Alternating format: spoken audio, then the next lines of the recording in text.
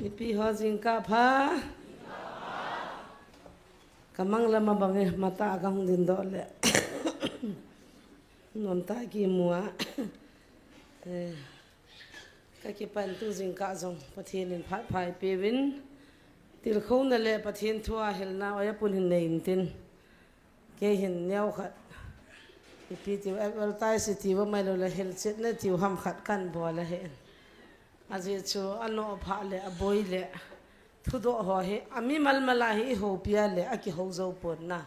e wai kamin zong a zo po in chi ja chu he wa hin tha khan in ki sei le angai ho chi le adi la nga ngai zong amin a hliam la nga ngai zong amin ngai dan dan in ki ngai ta hetin thil tan pi hil chit na ka nei no min hi chi masang chun hil chit na ngan ti chu til kho na alo la thili boi na ho hil chit na ka nei nom za ka hong de na he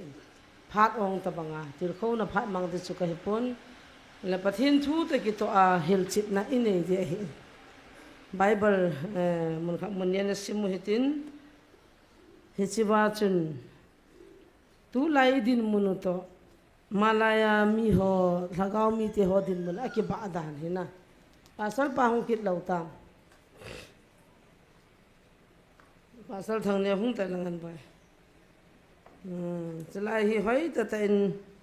amanin simpi vintin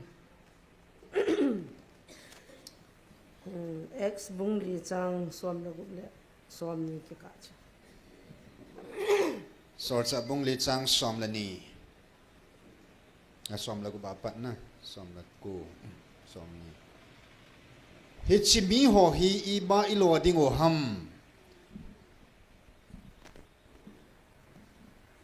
hi chi mi ho hi i ba i lo ding o ham amma han thil bol mo kidang dat mo ta abolo hila Jerusalem a cheng mi zo se he in a ki phung do tan ei hon zong la a hi pui tin inil thei ta po ve hi zong le hi chi hi mi ho la a achal che che lo na dingin tu kala jesu mena hi thu a se kit lo hil na dingun ha gi in gi sa lo hite a ki ti ve chu in amma ni chu akovun jesu mena thu a se ya a se lo hil na dingule mi a hil lo hil na dingun a kham cha ta ve a hi wangin peter le john in adon bul honin aza ova pathin thu sanga nang ho thu ngai zo chu pathin mit mu a di nam nang hon gel tuun ke hon wang thil ka mu cheng siu le ka za cheng siu sei lovin kom thei po ve atil hone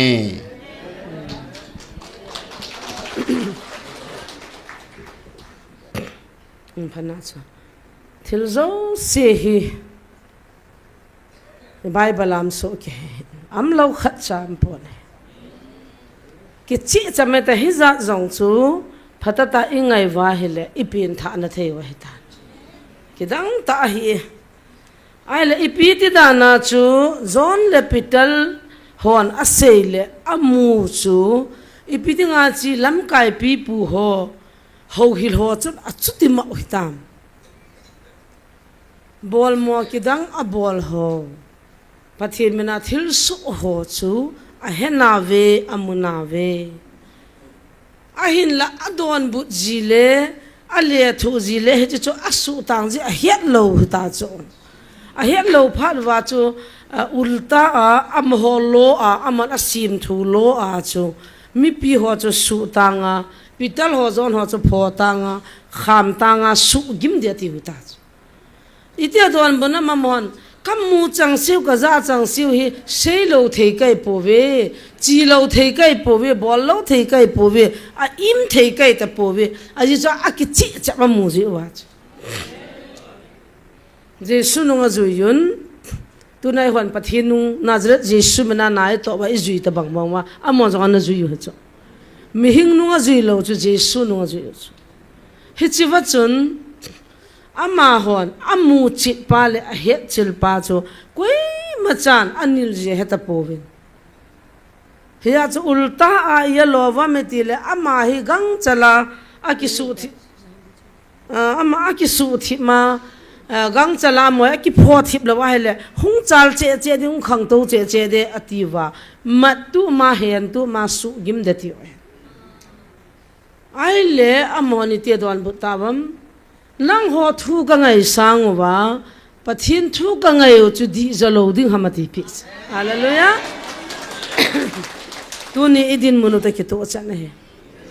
kum ni ahung wal tan tu ni hung ki chai le kum thum hung nai kum thum kum ni la thanga hung chi dai tai na ai le hi chi sunga hin nam pi dinga thil so hi aki sei zingin aki phong zingin ngai to mom ven tui li hi jong la lu tau te nam dam na ding helatin hi chan jong chui kama po dinga ki lom loi wangin ka seitan hoi group itabang hi jong le nam lam ka hian nang alo le ipiham society alam ka hi jong le hung win lang hung pati mun lang akizam lai ta la hung pho win lang hi chi hung te si win tin jong aki ko jingin thu phun ding ni si jong le a thu phung pa cho hin dop lian hon langa hin pui le le ding cho ha he cho ai za chu hung pati mu win hung su di win nam dam na ding hiya zo na hi kha na di ta lowa pathian mi nang man thil kha chu nang no da na su di le ke dinga jong wang phat ne Hicilai mun kal henge tia hung chu ke dinga he nom le nei sau ham ni tina ni su tina mi sang za hita ki mi alei tul the se jong ka zo lo wai tai keu hin na chi do ting lat na to na zo siu ka lip diu tu ka thi diu tui ka the diu e bu jun bo e la jun ki thathang zo se ni thuma mi li langan ka lip mo he hi chu kum ni hung wale ta ka chau ki dal pan na ho ai le hi chu na hung su dia na pui do a ai lo la nong pho thi ma na ho bung la hum phan no lian tu la hum khana bolu te hilang kun tia na hung lo kha thei la chun ki ho dinga pha na phai GMFDI na tivin GMFDI dinga hung ai poe ma he na nam pia dinga hung hi chun hi chi ha asal he in hiya su chunin thil so ho zo si phachin dinga ki ko jing ai wangin koi ma chan hung povin ke wa jong kalungu dong ai ta ne hi nom lo he na le chong le za chom lim he ta epi ta ka FBY lo le hoi lang langa kalim kila na san ho jong am dan chu ka cha te ni kila na ke ni ki kila na lo le khat pa to khat nu te kila no na san jong a phe nu wa ichan gi ham mo na ding cho holo hin jesu na muso ke tunin ke honi pi ka sei thim thei diu ham thil so ki ti ke ho ding a jong thil ba ye pon a hin la tuni hin khat in apoina zan ham kan hil chit no min imi pi te lungdan na le zan han jong nam lam kai khanin phone an bolin zan ni jing ka hin ka tho nai pon ipiamo he puta ka ga job le nain wa hung pa kol pa he ko hemati ni khat ni chun molno ma mystery na tong kol khat hin jesu ka ho no min bible ka de yatin a hungin ba he hindi bible khat chu kapin tauna ka man piwin pathena holding dan kol hola ki khoma GFI langa chiding in thu ka helin ajo hindi worship ma lu dingin tauna ka man pin bible ka piwin ka solvin hechilim ka ki ka mo chu asei ka hi sen he pu mystery pa he chu ka tile alung thong ka evangelist one phone kinin hechiwa chun itabang lim hamitile lockdown la ya hechi kol ho hung wa lu ho lim chan hin lai daw to langa mina na sim chu anoi langa khon jesu lim to lai lim kha sim phom be edi jong thim thei ba chu hichi bol ho chi se ho chi lunggel nei ho chu pathin di ta ho hon wang zo la nal bol thei pon tin kaw ham doi ham satan to ling nei ti lovin hita bang thil si kho gyal lo de hikin ka het himin na ka het him ka ti pa chu ka bang pare jong a ho kha pon a thil si ma thil bol zo chu diabol la hin zo se zo na to ki ti chu diabol la tu ni chanin mi hing khat dem na le gut nan hita bang lunggel chu ka nei nai pun hallelujah tin pathin ka thang wa anh này hồ vang chú à thính sát lệ mi pieng thả lệ đi chặt hi ding kata san po lim hi asim kho movin hin hil chil ma sang ka te na zaning ka chana ta kan hil chin a point he tam pi de aji su ka nunga jong thu se mi ka kino nga in nam lam kai pa chu azon oi pon a hil chin ta hichiwa sangkhol yellow color la pura ki van hoi vel somwal ki se aitan hoi lang hi ngai hom ka he thei pon tu ni life azong amuna jang phat ta ta na ngai vine jisu mina ati chanai sei dio hichi ho khu i ho emele khat monu amonu chu zat dang hin ama chun anaw nu hi adam lo pha na Mistress India है ना Mistress India ला है नुपी होय किते ना फल सला है अमा नु चो ताव न ngai chat hin nei tan hiwa ka taw pi tawen adam tai adam pha chun manipula sangamon hoy lo le hitia mi cho ho hum ho ti taw te na NGO ho to kilingowa he chi visit na chu hung he cha chu Miss Manipur hin anju hin me thei nunga no cha hoi dan amani hin anzuya hungu hilai lam ka khusunga jang muni zan ham avilo hin ali mo he than sa lo cho mun li mun nga kan vil chai wa hilaya ho nang ko mam ho cho kadam na mun ai za hilai mun kaung pha he an ti atin a chu ka ki holi mu venai le in mai langa khon a benalo khai vin lima ke kap za za vin hichwa chu nang nyong khabi bi ang ton kaung tha do hon le ke nyong chi to sa wa a chi nunga te ni chen lima kap kin han sang khol ang kya pa to ke ni chu ka ki kap ti dan hi chu ka cha te in maya ding si chang cha ban to sa sa pathin mina ka cheng kha jong hung pi po ve he chi he an sol nu inaw hoi nu hin hil chin la hoya hoi de helai hung ki taw sa nu hin na awang amino sonom povin a sei nom povin hi jong la kho pon hi chiwa chon to ko long saw chan chan hu pe ke thumam khalam povin niaw pi ho ke ho chen thei kha cha cha za pon khulai leng ho hi ta dam lo kam pi ho chu ka ban pi pe hi chilim chu gam danga amin am ho ta ki thon asu be be owa gam danga na kim ja chu te chon akan be owa le angol thil he thei lo ai lo le chi ta san the ho jong chu kidang he chu a ta san the ho chu kidang a hi ai le ti bu kim lo na kha nei za chu am ho chi jo ng bu ni ho hu chu la bu ni to kalim jong frame ka ki sima ka ki koi ko bu ni te ho jong hong win a koi koi hong win a chu min za dang te hi ho sanga thil pha bol nom kol ho to hindu ho ipi a ko ho yong cha mina mo na he wen ken ka he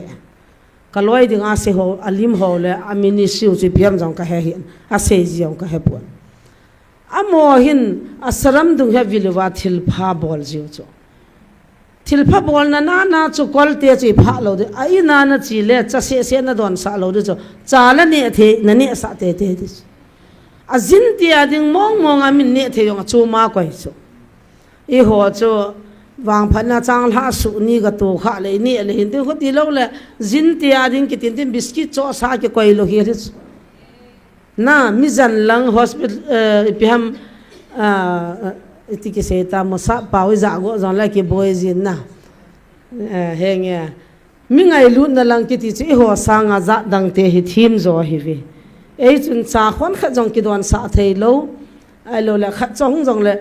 chi bai bol kala khwa ban pa khum ta lo he ai wangin ei mi tian in nei chu ngai lut nei nei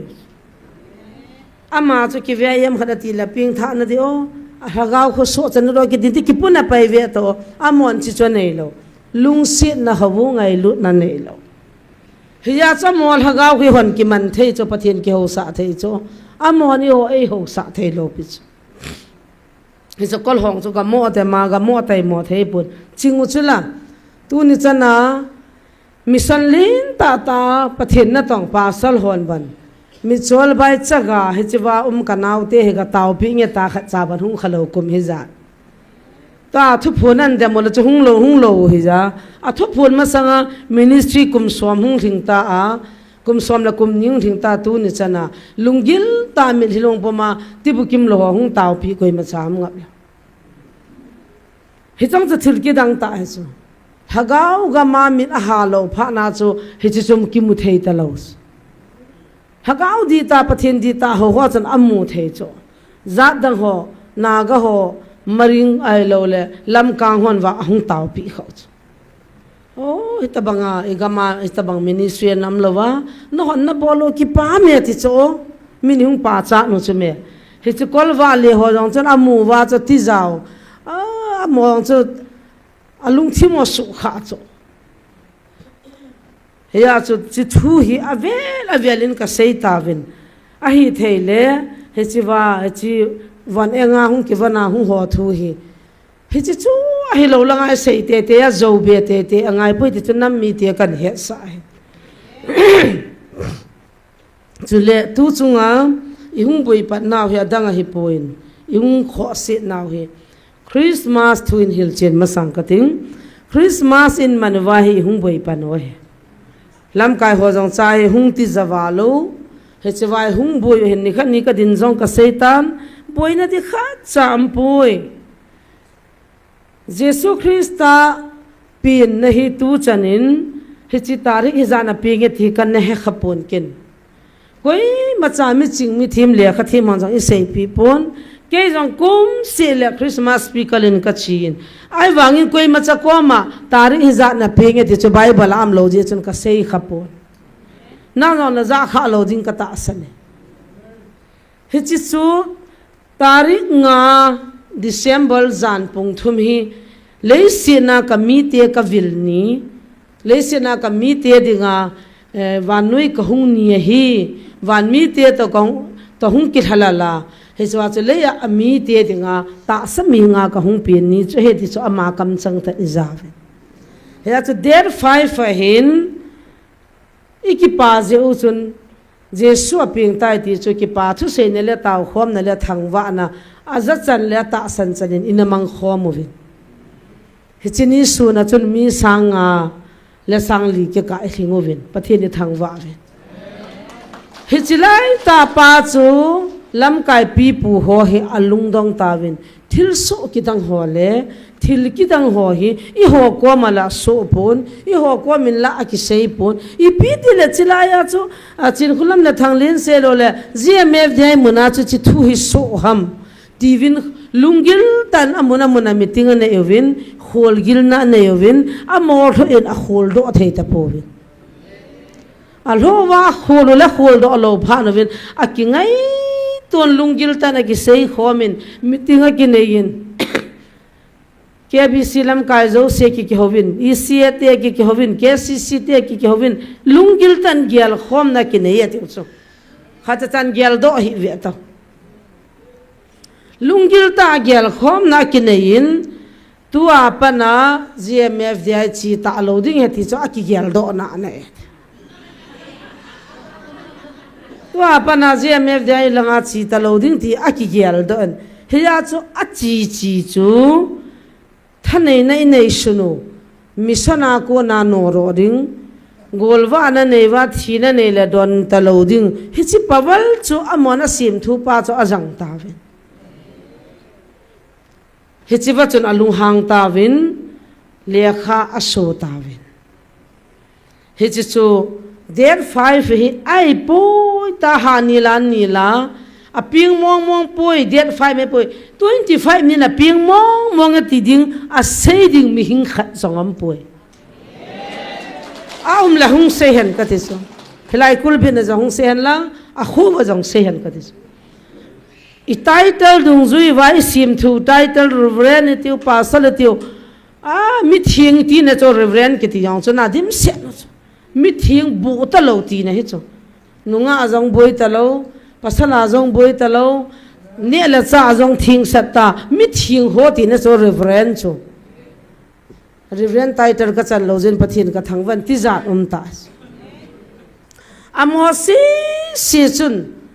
hol gil na le lungyal na ane eva ala mo si chun 25 ni za na pingong mong hetia a sing mo wale ki zui di chu tu ni chana sei kha lo piu chu ya chu jesu pin ni chu ke manga ni khan ni Christmas ni pi ni ka ti le hilaya thungai thim ho online na tui lung chop lo pa la loi ho chun video an sim kin ovin hilai ta chan la dovin tu ni gari singa lang to anai dung agam tha dunga khu pi sung nga gari ka sol hane ai chu gari auto ha e tu ni hi ni pi ni ai chu jesu in there 5 ni ka pin ni atia chu 25 ni khu mang te hi bin jong ti lo pis ni khu zo si ke dinga ki bang he ama ka pin ni chu ka ta an sil chi thu cho vanui na he lo ja chu akum sia ki manga a pin ni ki hello chu ing hil chi no cho azinga chun dam lo khat ka taw pi hon nei le a thu tain ama chu ni pi se yam kamat taw cho det 3 nia pa na kho ka pu khang ka pa khang wa ki ho jong ka gi cha no wa hilei si ni ki thing ji het uma ha het det 5 ni thil so ding ji khun det 3 nia panin hilei chung hi ki ho ding in ha ji tai ka kyon jong koi pi nga ko hem kan he po ve tu nin ka heta ve hong ti chula thila hon ban phachin the ya thilha doi hon ban he chin the wa hung he do ta wa itira na reverend ho chun he the lo a thing sa na vel sa no ni tai he lo hi che ki se le pastor ho na demin reverend ho na demin na tikin ka de mai pui a demin ni gel hi vin ati za lo lo no wa pathin pin cho mo na san jong ong phat chi hi je a chi chi ni khoi hon kan ne wa pa na kan man chu 25 December so ha che on Christo jesu pin ni kan man sai tai mas I manu chu 25 mai za chu Christmas ni ka ti Christmas ni chu man mo lo pu che me lian khom bola pathin thwa ki hila April May lang le man mo lo ni kho jo si ta khan ai bang jesu pin ni ki heta a I het ni wa chu thangwa ana program ki nei thu ya ai chi wa 25 ta na ane ki nei jong lo pi 25 jong ki dem lo pi ki mang so ke chu a si he lo pi chu hi chilai jong an he thi mutin to anam sunga alien hon boina nan sim naw chu hi chi jesu pin ni ki chi chama het do pa hin na ma oi taw na namangin lang fasting ana bolin nang jesu chu na ho chu na dong tongo nan don but chu me hingjing pathian ai ja chu het khan the na nan pi di chu me taw na mang lawa laptop to notebook to oi lam khana ita chu hin khoi manu le pi thagaw in bai pol di ham pathian hingjing pathian ni thagaw wa e ho chu me tu ni in kin kapuna ma jingin ikidem demowa ikise si no wa inamu dam na din khan to na di khat cham poya ya chu kum heile Christmas I manu to jesu pe ni hil chit na kan ne 25 ni Christmas hin der 5 ni khu jesu pe ni hi chi so na heo hetin apa na hin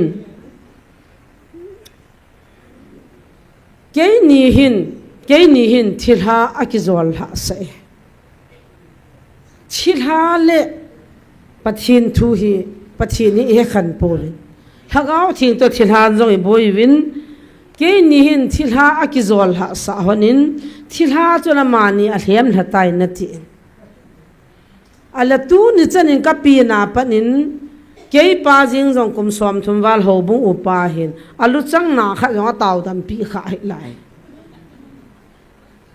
kalung thima ka gyal cho ki puya nang pa taw pyo ki dila za chamai the ke ho wang ei taw pi chuna ka chung wang khona tu cha te pha the ba taw pya hoi na naw pui ho jonga bola tui lu sa jonga bola ka pi na pa na ka pa jong ho bung lam ka he so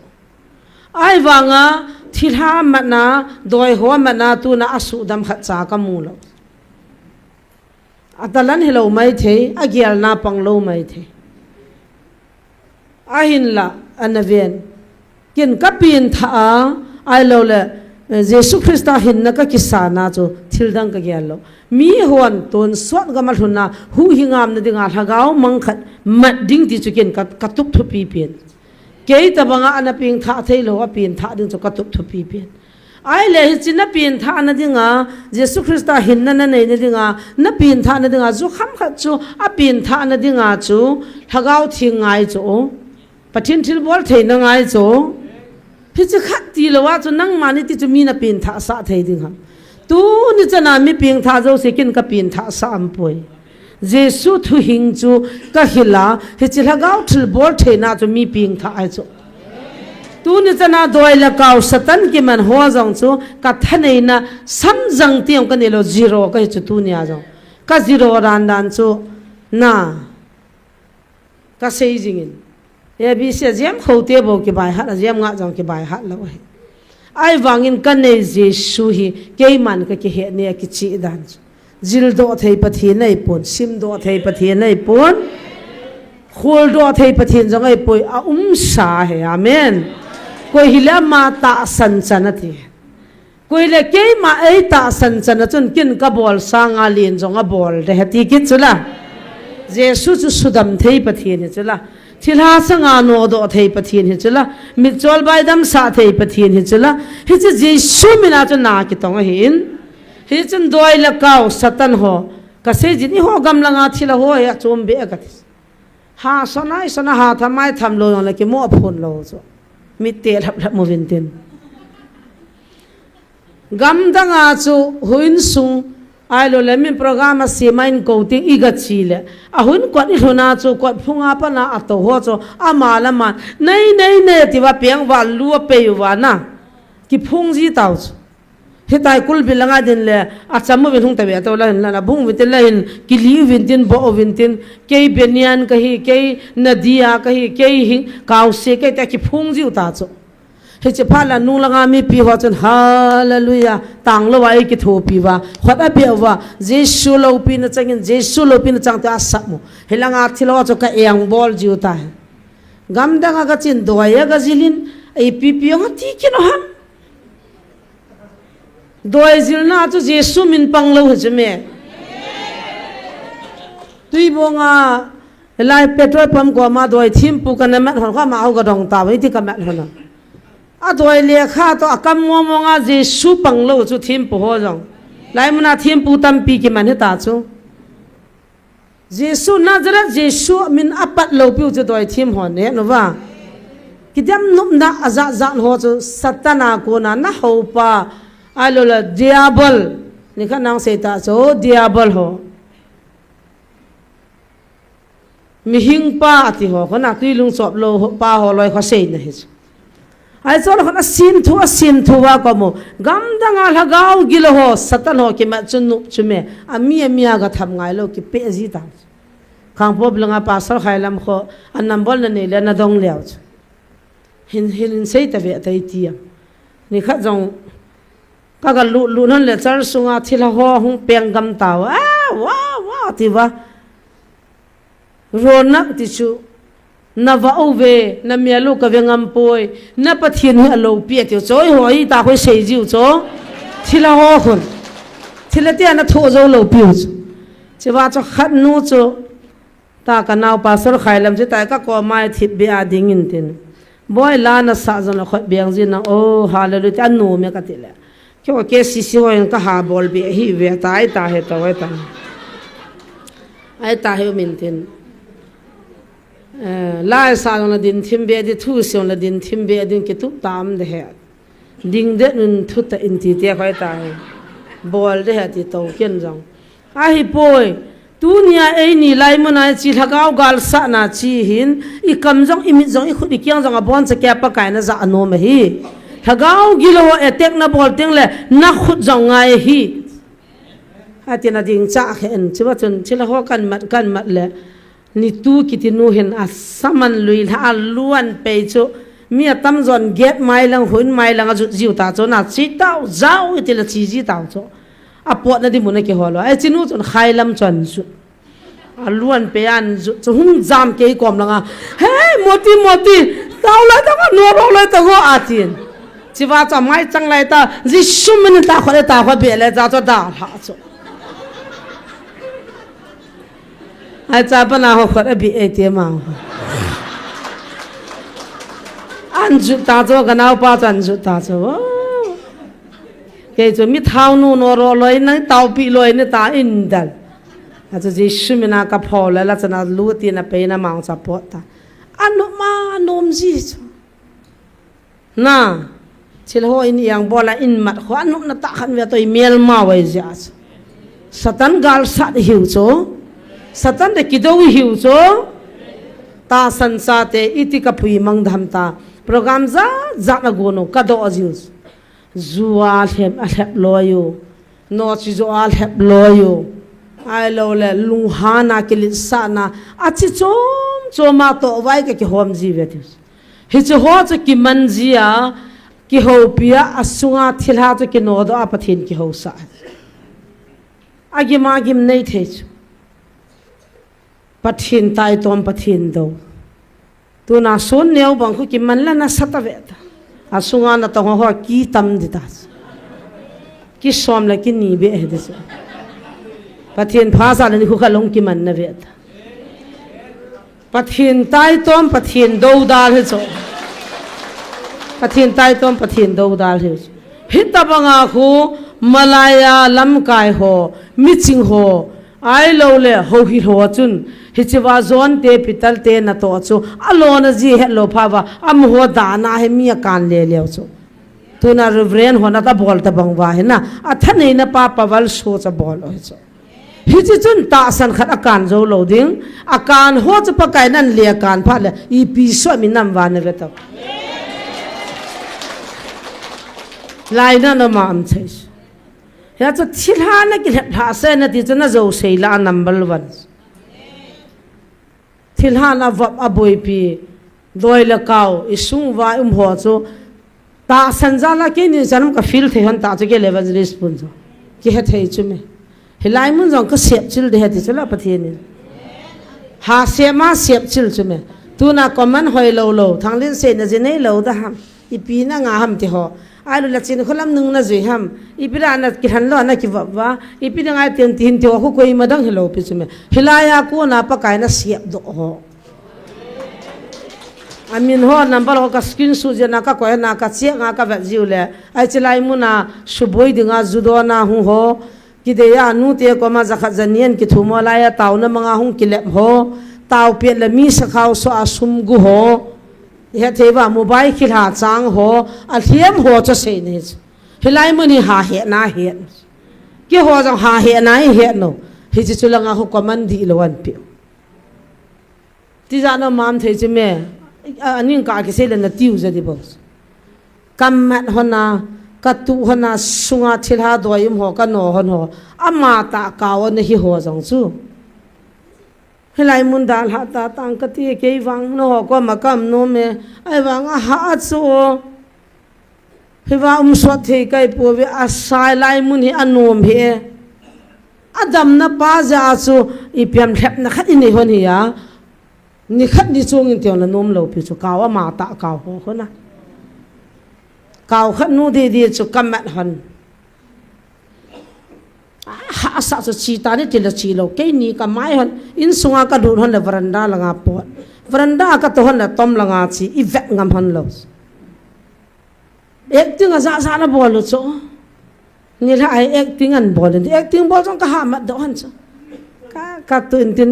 tu ni la ai na sunga thila ta lo nang ma ma nai ta ni pya na sei nom kan ti la evangelist puto e ki chian sa jing ho he nu lam amai dang ta pang ta ka be thila ki phung to lo ma lunggel na lunggel he ti ka ma do ta evangelist pa ko ma beng ta ka thi he choi be le di ka ho chuna ei ki chen sa han tan khutile ama ti lo I viang zo dim pon te nang kaw chu chi lai mun hi te banga pathin ne ki to na attack bola na hung na ne no ham katisan na chop them veta katila na thisan han thianga bang ka chop thelo nang nia het na van ki go ne na gang chalin khowa ma sanga na thai ma ai chota bang chu satani lep la thelo pi wa lep na chota me ke na ka strong jinge ka ti poe ti za lo hong ga gel mo tong anunga khat na mana ni tha na taw pa jing ka kisil kisuthi nga ma ni tha an ni azowa hi chi cho sei chula ai chu ho a he ho chun ko man an pi jiu ta ipirana zinei lo mi ke ka ho na san ko man bol ngai lo pia mi lup la to na san jang boi pi ngai lo pia hi cho chu dia bola ko na lung gel ho che ta mala ni alo cha la ka vo han ipi sei thei din ma cha sei lo cha chu kapati ka thi sanin na muam chok ta kam mu nai wangin ka chok ngam he ti za na me hallelujah hi chan gya ji ki pati ta bo cho thila ka pati man bo cho thila nei le man lo bu me ke ni azo ki na chu khat kamat kin han ta kang po pilanga sa primary school kai nunga thi san ka tu cha as tuin ka tian chi vain pi chu ei hen iki hen khat men ka cha the he ka to khom pi han min ji ho asal so jo sekan ku ke ba kaung ki ko tu wa kan ve so la na cha pa thi san ho hat wala ka du chai ka lu na thei de mi thum bo me ka u cha pa sei min zoi te ke cha pa to khat ba so chen lu thei nge thi san ho hoi wa le amo gi cha nu ai wangin tu lu na ding bai khat langa taw na ngai cha to ho khat au me ti pana ka pui hana evangelist poto ka chi pian le bo mo la ngo glucose ki khai khat ana jaw ani dang alai kho taw na in an hi cho taw na nga ho na than bu an ki so ha che hi che wa pa so ngain alu nu me na ho zo sin nei mu lo wa wen na su na lai ho kan ka mu thei ve lu na mo lu na thei ka he ve ke ni su na lu thei dam te lu thei po nge sa kan bol cha hon san no me ai chu chun komanan pi jiu hi cho gmf de ui su thil ha na khotiu na khatiu to ka dang hello chu me ai cha ki man phone choi nu nga ho chu hi jiu chu me ya chu ko ka pang pa de jong ho kha lo pi kwa man so ja khu ki he chil chap chu me thila ho chu ki man ai ja chu ki he chu me a mo chi ti to la lung dam lo di cho ye thei wa mol nom la koi te la pasal khat chan nu jong skula o ya pang kamu achu tan tan kan sei do di chen pa min chu pastor le chu pa chu KCC pastor ho hi chan chu sei te na a chan nu hin mi a pia school ho hin ama chu min a pia san pu yu chu ngata na mi pia chu ngata a sap anau pa ka de cha la cha pa thi ta amani de lo apa jong ka tha de cha pa ka chan lo tho de ta pa chu thita chu skol nei pa thita chu dong sa khang tha sa a cha pa chu chang lo cha pang na thi ri cha awang tu a mi dang kha to jani dong a chu ki chiang hite le kilo hit ta bang mi te chu hiu chu me chu chu ti lai ta sana ke ni sei phat na thu sei dam ka ti chu boy tu kal ki control lang mi jong su boy ta hi mi pat ta hi in mi pat ta hi in sei thei lo ti neo khat a video mi na hung kap don viral sa cha pa hung leng za lang ki poro zal ki ho to na jong ta lo tu ai lai mun dem lam ka ya pang ai cho na dem lo ko na dem nang ai wa chung lang a cha min chung a cha pastor ki ji ai itan gem khana lam kai hon thil ho chu het nom ne ho ho chu ki ho thei chu me ki mo dem ngai lo pe chu me ti za num da ke ni ka het hon cho ka het hon lo se ni ve ta kam mu chit ka het no sei lo thei ke hon lo pe cho gam la le zo na le zam la lo ring thil ha na ki lep la sa ve na ti chu ka ma za kan sei thil ha koi ma chan lep la on lo pe pasal khanin a zo an bola ka ki taw sa le in tham hanin in swan lu go hanin ke ama ja bol thu chu me bol thu diabol sun neu loi ho bo chu me gapan bol thu ke le hon mi som na mi lin sun neu tha ding ho la ta sim thu bol thu sim thu zo la nar ki chu diabola a ho pa wa a satan pa he cho yo nazare jesu hing ho ten hi cho ki bol ngai lo pe chu me koi ma cha cha da sa sang ki son lu ngai lo ni sia taw na ta jong za ni ngau ham tam pi ni ngau ko la ki chai chela ka taw pi hon diu la nga pha ka manun ja taw na ngai chong ki pa mi ni nga ovin ni sia so ma za ki taw pia thil ha sang a jan yang dạ đằng tiệt khai căn bạn hòn nào căn bố đồ gốt chân hòn là nó cái khẩn chân nó vào à thà gốt nó ngà ấy bảo hết rồi xí kita thoa cái hậu gì ta hết chân nào cho mua không vào drama không bỏ thấy lâu pi vào Jisu mina ki mana ki phunga dama ki le chula hallelujah ya chu satan ne ki hep ha sa ne na tiu jong hi zo wa hin hitana se sang chun hi chi se ho chu hung vin lang chom kha bi hung to nang ka taw na man hon ho ka thil bol hung vian ka ti velen ne ve pon phola na phachin pon hi chi wa chu gala mi dem na na bol pa chu nang la phathin ki ka hin hi chi la chu satan ei riam than pon hi chi thu phun dinga jong hi chi vantil gi lo hung ki phun chu ipi hamitile ipiong seva itia mitile hi chi vantil gi lo ho chun thil dang hung sei lo bu la jang khas chu ver som se gi ki sei ta sun kha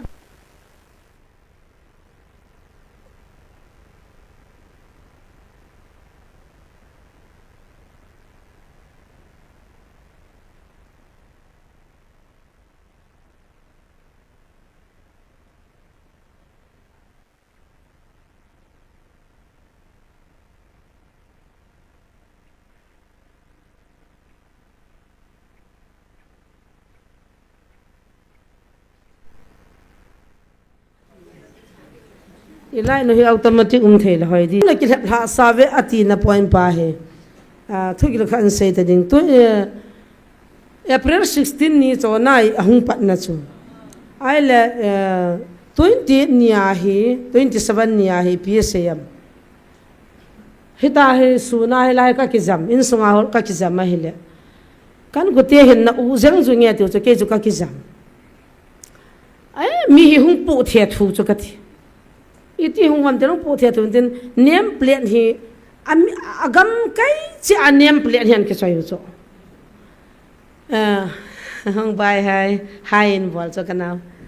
ka cha pa he muno mon chi cho zo le ave zo sin za khat ni pi dio he tiket na la dio ka ti chi he hoi nam ve vin aza cha se hin ai le ta hi hiti ka ga lu chu mang ka ti dam ta ka ti dam jong khelo nem ple ni kha khana ta hung ki choin tin ai ta i ve sa chu abon che ke wa chu ngai dam thum chu ka ga mu akiliang tan ke ho gam jong galin nei bol gala nei bol di wa hitan ka ti wa zain nei ngai damun ka ki saran da le ati wa ta he na abana bana cha kitolo agam chu ke jana dang ka boy pil amuna gam chu ka kasim chu thang ting kitiloi ai lo la si den ai lo le ko pi ta ta nem plate lu chu za han ki choi wa hung kitolo cha ke kan na u jang jung dan chu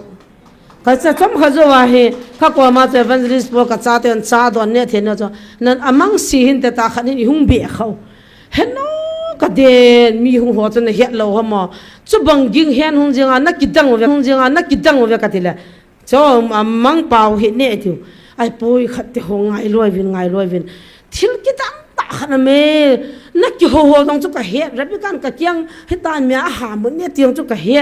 na pu zo ne na nu cha chu hing de thing pin ning sing ne tiang chu ka he na abona ki ho chu ka he cho ai wanga nem plate ng ki cho na pu zon ngai yo ngai in thu ka se ka tela sei tong da mang hi ja mi lo no pa abon mi ka ma ka min nem plate an ki choi vin ngai da ma ki thu mu vin gal pi ki do du gal pi dai tan ai wangin na zo po vinge hi a ki surrender na ta banga hi chi nem plate ni kan ki choi he active ami ho chu ka van le gul du ta bangan ai lo le iti seidam negro hot bangan mi hing ho chu ta ka ki mai ngat pa ki ho pi di on bon hanu a ki tol ro ben na pu jong ka lal wale ka hai thei te ka ti cha chu don ta ativin ka hai chu kin no jing ka ti za wal chu ka thil mu chu na ala cha ta chu cha ka don wan ni ha he mai cham ka sim taw khom na ka neule he chi April 16 na pa na hung ki phong jing chi wan til gilo ho chu hung ta chung ki phong ta happy happy namasang hona tu ni na li na nevin na su gim diu da na in namasang hona na kyang ta noi hona na ho pa thinan ti ta chu na ho pathin na ne yo na pathin oi a hat ta me athis ai cha su ke ni ka ki pa hon cho hilai chu me son ne ho boina thilhan zo se hin ata se poi tu thila chu namat dingin jisu mena thu ta na sei sa dis ama mi hina thila chu zo chu la a phalo mi that mi sumang chu me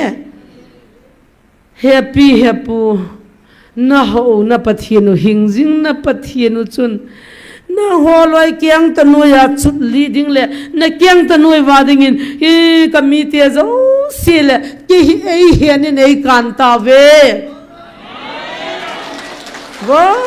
lo pi be se ka ki pa hon pathin ka thang wa tu hin kang po pi thang cycle hang ka chai theilo naw aji khano me Jing 20 na khu cycle mele nu to kang po pe mele pa na ko diu na pathin vina se ye amo jang khu tha dinga ka koi o hitan na pathin vina lung sin ve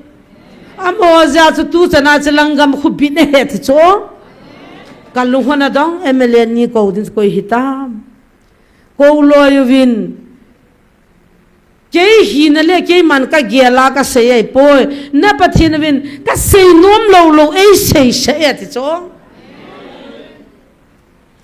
hichiwa chu thil ki dang mla pa doya ka bol naw ka tha gu naw doila kolgama chi pa doi kila na man za abona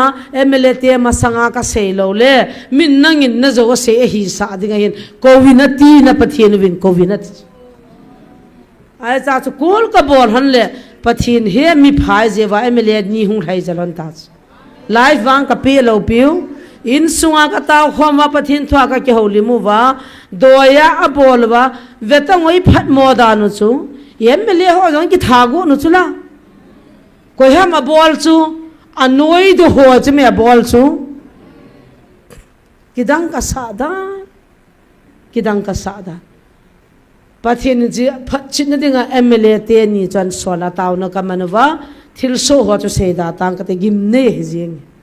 ai wangin a bol na lo le a thagu naw la tham naw thu chu se ta mizoram ka chi chunga airport na in nga wa airport na pa na e pu pai pai wa ai khadina to nga ve ye za ma khadina lu la nga ka ho pi wa ki si na ne ya taw na man kan hela pathin thwa ka ke ho lim hana he chiwa chong zo an he chula a thiringa umai tan ka thagu noi ta hichinia pathin hinna ki sanja cha lo na ji ki he wa ka da la we kidang mong mla pa hin khu cha hu do ta pathin hichan ge cha se china a khat pa jong kap jing ta cha mi thilong jing ta a kidang e pakaya thi chil so tam pi ma he phat chit tam pi ki sei do lo lai he dam na di bo no hi chi chu iti da na ke ni thila nei thap la hon dam ka ti cho ka kyang noi hona chut pha dinga pathianin satan ho chu chut pha dinga la ya hung hian to mi cho nagalu wa nai mong tai kot bul hung ge tai na gel sang wa len ding na gel sang wa gang ding hi happy ki sutup loi win gal bolding ki ho ka hi win na pathian win ai hian hi o oi pui thuro ha cho hoi langa nan pat di hom tele infal khupia kan pat di he nan ku te phone bol han infala na so pi ho ko ro loi hanin aman ho ki wiang langa boi pe kin khong sai wiang ka boi adi chan he so ho ki wiang lang ho boi pi gim village lang la boi pi gim village lang gol lang a he ho ki mam lo wang so piam kha chum hi mai thei pa cha kha chu pa he mai the ai lang jong chwa boi pi ke chun khong sai wiang ho cha bon cha kevin lien na kha kinan ga gidom do la ka thi so khong sai ho ki chi sa la nga he amo sanga ching mi hingum talo a ching mong bible thu lo ha se la na ngai leo chun akala khona mo jang zao ji ve to itie ki ko wa itie ki ho wa nga khat chan chin khola mangol chimnen na ministry chu ki boi bi dai bi gal na se ham hitane ewa sa chon taring sa ginira na panew tin ina luti hungtang kurul ni langa sa chumet hasan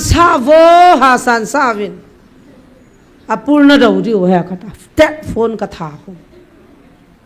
ichiang le lu langa pa ni kyang talang he ve vintin kan ko te hom ma khong sai ve nga chum le amakara khotiba akili sa thei dan kalung dam lo la he ki khoma ka chini lawa hechewa thanglin injong pathian anum lo kumala he de pasal khaila minjong pathian alung lai lawale tumba he din kan ta kan che ki chuwa mai thona san ki that liu chlein honom theiwala ai wang ka lunga sin ka punan ka lainan kan gute hon ka chu na ka sari sanin ka naute ho jong hin khube jong amin hizya chu ki tiam me ka tiam liu he na ka sa dan itabanga ki phone wangin angai ta povin tunin MLA pa chapa kharin chi chu anaza in an he in avan se ki pun kitub ten a kho thing lang kho chana na chi mang ta tunin agan the yo sena ma cha bel ta ve hallelujah pathin ka thang wa hoi ta YouTube hen na vet cho mai ya cha thu su cha pula pa na vet za chu ki chi he cho tu hin solal ki te hon ne alal ki te hon phone a bolovin al he movin azinu ko ma jang khun ppm khana sevin ke ni hin doya bola chi si khung do theloi tai chi mong hi vin ati ipi kho ta na ho chu doya ne ki bola je wai gan the ta na ki to sa du hi bang ka thei da wa na ho zun na ho e him ding chu mi kha doya na bola nen dim se na to sa e na hip no mam ka ti chu thil jang a o mo mi sei la pha chu me doi bol ho zo kamat ji ho ne he tui bo nga pa kamat ni ho nang chu nom chu la a tui khat ki la khat ki ho na a tu ya mi ki suboi gun ke ka lu hang cho doi bol ho za ham kamat han chu la he pun jong se chu ni khat nia khupi wi nga pa cho ka ka chi ho na a doi jo sen la da wa pa sol pa min ho yang ki ji la not ba cho sei don ka ti la sei ha asim hi chume abona leitola meya ka hal hawa ai wanga ta ho homeopathic ati ho na non sa pa we pem thing lang lo ta bangai lo la company lo kha ko aza ni khani chununga khan hongin sang se gilu nin lo sim pe che pa cha na thin aki pan kit ta new bol zanga ve ta pa khai pau ho khon doi thim khatum kit ve ta he che pa ho kana mat masat pe no he amin jang ko sun niau mama ha thong niao achi thong niao ki ti pa he a thi ding ko ni ning ko ni kan ahung pan pulu vin chiwa hongin he no lam media nei sun lang kalim jong kap da na mun tin na virus san nang hit bang hi bol ta pong ka te ati ana ki sin bol ta lo din ki ti min kana taw pe na na dam do tu khana bol thau thovin nom ta i sia te na ho so ma mai cham hon ni akin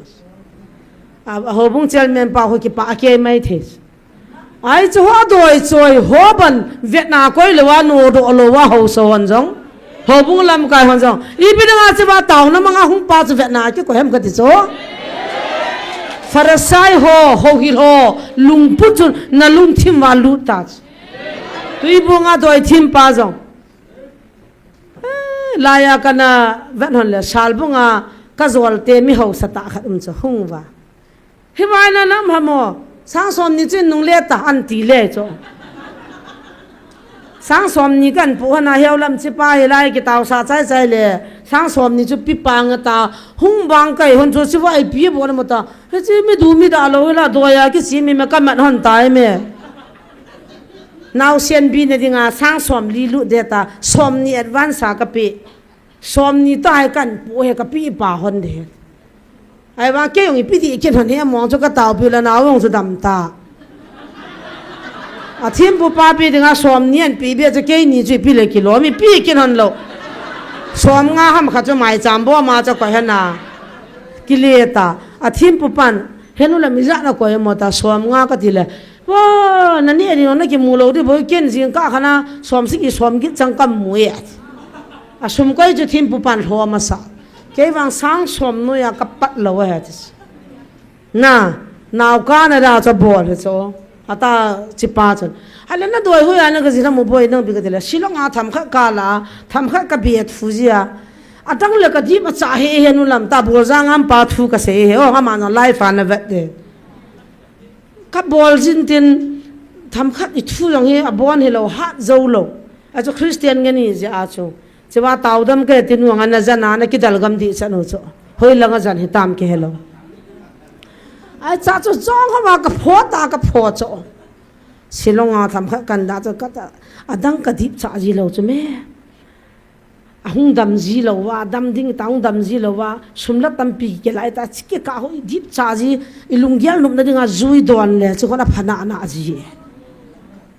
adam lo ti ne hi cho alan no me no nga chapang ho an ku te het lo wa agu a hung ho hoi ti ka bom de la ba long amum kho na pa amum kho chỉ ta kon vai ka su jam bot po dang I ga don sa la ni ha ma la thien ne he ji chu na naw khit hai tan hospital a evolution na bole sang som do nin sang som nan ki choi de itil an ki choi cha chavin nunga ho kho jan nu me dam hi ong la sei ta lo dam jong la sei ta lo a bui chu nu pi ho he ka na ram ne na ta ta ka ram lan ti chu ka ni hum ke phun to khu chi ma me ti asum la ki le pe ji ta lo in phul ji kha ha dan dan na ti cho a hiang le ngin ki ho tao te ho he ai chong ki sei ngam lal ki sei nom lo cha sei ngam lo jong lo ai cho ho bung ai chiang o cho tui bung lai zon ve nga pa ko hung le in tom la nga pa ko jinun lu sa be la nga lut lo hilanga na lut le ka doi boi de ta tom la nga pa na ko jinun lut sa ji ai vanga pastor jang sen no ro ri lo non ta na ni khom pya chen pi jing a jang sen ba no ro lo no ni tin na no ro ri khutina thim pu ma doi choyu ma khutina zu eding ma no chi zo ma a boy dim se ti da na tu ni chanai cho ho no ro na ding le ai cho sim phat na dinga dan na ki sim lo ham ka ti chu iti da na nam pia dinga gal jong ki chai nai lo ta jong gal khat be ki di hin lai hilaya gan thei ta mil hilonga dap sapum puma nu naw chapang taw ho chunga cho dan na simam ka ti chu naminu na to ka wa ki ham thili di gel de sem nam dam na ding na de le a di gel tang a pha gel tang ibra ulta pulta hin mai nam kong to lo ham nam dam na ding a di pa pathin di dai ho to ka wa dam lo di chu nam gar sat ga yume che wa hi jingka na la doi la kau satan ki mat na le ki hap na mu ni chu me hung tang lagaw mi nei le satan ho ka ki san han lo pu chu ke nin kamat hon chu jesu mina na thim pho jong kamat hon chu jesu mina dong dau tun jong bulzang a pa chu bulzang hon dong win lang tui bung khupia pa chu dong win lang lam langa grau na pan ama chu dong win lang lai zon we nga pang dong tau thim pho am na jong sang kan ang ki saran da lo ki phung lo khat sam ta lo tang ki phung di sun neo chu ki som le ki ni nei pa a ki tam mong ta chama hung ki phung so ke di he ni khong thung de he na loi da ho yong ki phung ga mai tai bol ta phung e to zo hi lo cho a mong cha hi lo leng sol ta ngun ne ka zo ham ka tam ngai di cho tai pai te chapang nunga nu ka man na doi thim mi ngang ki su to wa che wa lei to la anga wa in sunga chapang to doi thim to ka ki chu chula nau te ni ko to pang die jesu to ke siam putia to ka pang da iki khoi diu o ka man hanan sunga hung ki phong ta zo pong ka te ka thi dai tai a chunga doi pa war ho jong be gam tai ka thi dai tai de ka chanu ning pi ko ma vin do pa na in mai lang chu ka kap ti a ta hi ve sapang nu ka mat hon pha na ki phon chai pa a ang ho a ki chim a jun than ho a ki chim a ki wa waran da khana ki su la kum som la kum gup chapang val leu lu sang khol rong an putian a sa lu zo ta lo ki u changa na kamat kon hana van ka van hana in sunga ka kin cô ta pa giống không cho khăm sao pa thêm phụ pai mà kinh cái hết lo miel oi pu zo ne an hết các bạn là bốn và tô mi ngà cho thêm pu ngân này hiểu lại grang nuôi pa ya chung langa pa ya lại sa pa ya bon vanam hilai chi le hi ka doi tha nào hết nang na ma pa din doi bol hon doi tha na bu ye tiu cho thila hau kai lo pu chu me agam nei ho janga wang phau chu me he chilai mun hi jula sa na kin ne le doi tha na mun hin nang na hung phan in ka ha thei thei vet him po sei ka sei chu sa pang nu chu ka ki chu da wa bon wa tham ga ning ta vin do ka ba sarana zamu chi do a bon wa chu tham ti ka ti hi chu thil bai neu cha ki to ta lo pi chu me ta jong za na a tui po doen bol wang tha so je shumina ka me ke ji ver gup lang ta chu ka thu ni tam he cho nu pi te si khanan solwa ka ma danu satal dei ni kha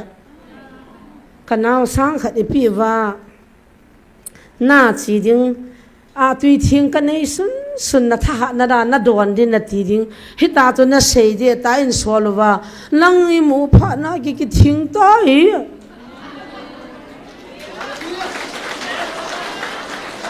iti don sa vina tiam evangelist pan khada don di evangelist nu khada don di nan ti ding kanao ipi ti da na min sei do hina ti jo si chu ka sei do oi ta mo kalwa nga khot kala a tui te ni cha ma khot na ji sumna ka me chi pis he nu tu kalati hon pang ta hin ka tile ai ko kho ke wa an sung wa ho ka cha te khat thung in tin le anang chun choi la chun kilom pe na ti wa in choi so he ipi ti nga ale ipi ti ki ho bam ka tile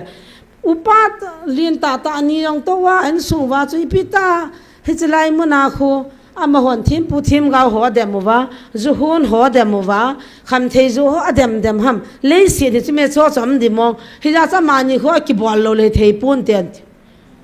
koi ma cha ko ma ka sei do hon lo zana kaw liang paung ki phu na chu pian sei tam tu zan jong le nu mei na gin chat hon lo khanin mien pu ding chi twitter an ne hon nan ti ding na du pin kol bu to mai no an pu ding ne hon hi in na aje tu ki ho thil bol hi ji chun koi ma chan na sei pi pon te na pathin win sei pi hon ta kan sei pi nei hon mol ka hung len do chanon le phone hung chat hoya nam hana jo na boy kang han te nu atila hung loi loi hano o so cha di he ko yo phone cho ke no ka ki zil ji han bo chme ka ke na ji hon che ke ni he ka ki ha na hona la ka ke ngai lu non ma la box ka ki zil da non phone ja cha kong ki na man di chan hon tu jing ka thu phone chen he na ka tile hingu chu na anti mai mi ki chi he ki cho a hian he ki chen pang cha he ki a hi lo la nga pan jong la lo na jim la hingu chu na ati kaung lun han le me la bu chung ki tha cha hoi the da mai no jo u ch nam pat thi ban jesu min choi nang in pang la nga khon ka bung tha vi ne ta ka bung tha kane talopius tu kal a tui di dia a tui hung ki choi hin na ne alo diu he a tui hung ki choi he chu doi la ka win na lhem lai na ti chu na zo he ka ti nei cho ha bol na bol be chu doi thi mon ha bol ba thang to mo win doi thim na jan hon ho na sumur pa alung hang win sitan ha bol win ai wangin alu thei poi te hallelujah na hon ne he lo he te chu ka he no jong dim se chukit le abana chi pi sei kinam dunia chlai mana ka ne le ho zuhun kham theya ki ve ho na sei hi kham thei zo ho hin aji te o cha te o that gam go ta ve lung hang ve te lai mana ho taw na chi ta lo ding taw na chi la na keng ka ka ding ta pa ba lu ta za ki nu ta cho sum ngai lo ho ai chi pi nga chu na zuhun cha phapoi ta ki sei chu na ma ham ka ti chu zuhun te nu pa ka bat han cho chi wa hi a zuhun dan han sei chu na sa chu la mo nga the ei poi ti ai le tu ni hin kha ding atame nam dam na ding in ke ni pa ke ni thila na thap na sei sei win ke ni chu ka dei poi tu ni kha ding atame no chi hol ga ve win ol bazar la new bazar za no mam ga ve mong mong win ne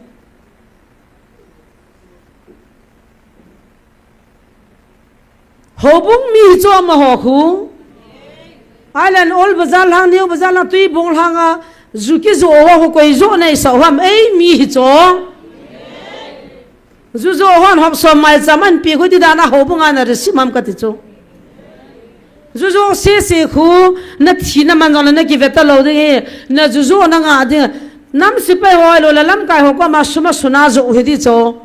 hi chu thu pi lo hobung lam kai hon dan na pi wa thi na man na nei ni le na ki vui lo ding hi ta tu na taw na manga chi ho sei ta bang wa kho hobung ana ki no ro ding hi nau hin zu na zo wen khusunga ko na na pod de tilo chun son ni na mo damin tin pa kai vil na zo ngai hi ve ta ibran lim sa lo zani ka zu don nu ka bol cha iti ka chu zu ki zo na man ka lon ham jong ka helo ka du cha phat la ka ngol ji na zong thu chu jang ta ngo pasal na don banam kitan nang ipiong khavin la chu tui bonga kham dana boi shan ku te na ka pui do tauna ni ve hung ta wai pun jong ho ta ho ken jong ho ta ka i pira chu na don le ham tui bong hanga alo lampia muntina tauna mang jong ta moi lam ka ti cho koi ho bu ham ka ve tang no chu zo ho khu a ho bu tin ki pho thip tang ne ai chila mama amule chan za tang nang sim choi dewa cha ki cho sa ji na layo shumini thagam dewai te na mo hi sum lo lai bo be dang ai puye taw na manga hung ki kha zo ji dang lo pu chme hop so mai cham la sam khan te tiu chme azol hobung in phut do le pi hing pai de tiwa gi chau chme pathian hobung phut da ke sol kha lo pu kada sa sai bol sa go no chu khai pu ti pau thang ve ti mam pang hon hobung cho ke phu do tam a hotel bola puri ta ho thip ben ki ta la wang pha a boi sa hunun ki che in tin hoi lai ho ji ti es kada ga sim ham na ho ji mf dia ho ki ho pi thi khat be le o ka za cha be sen ka mit che ya kai lu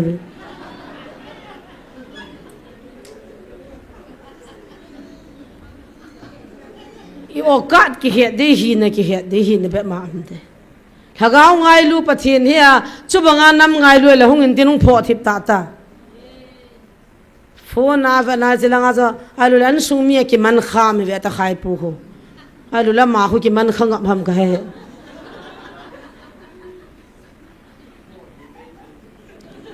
tu nin zu zo ho alu no chi zo ho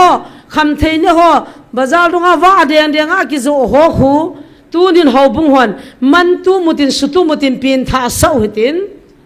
chule gala ki chai nai poin je me fia taw na cho di poin na tile na ho bunga hin gong tang no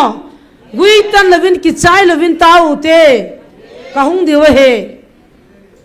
hilai si ki tolutin hung patimin lang hiche ti ta po ta na zola na nung kan zui zo ke diu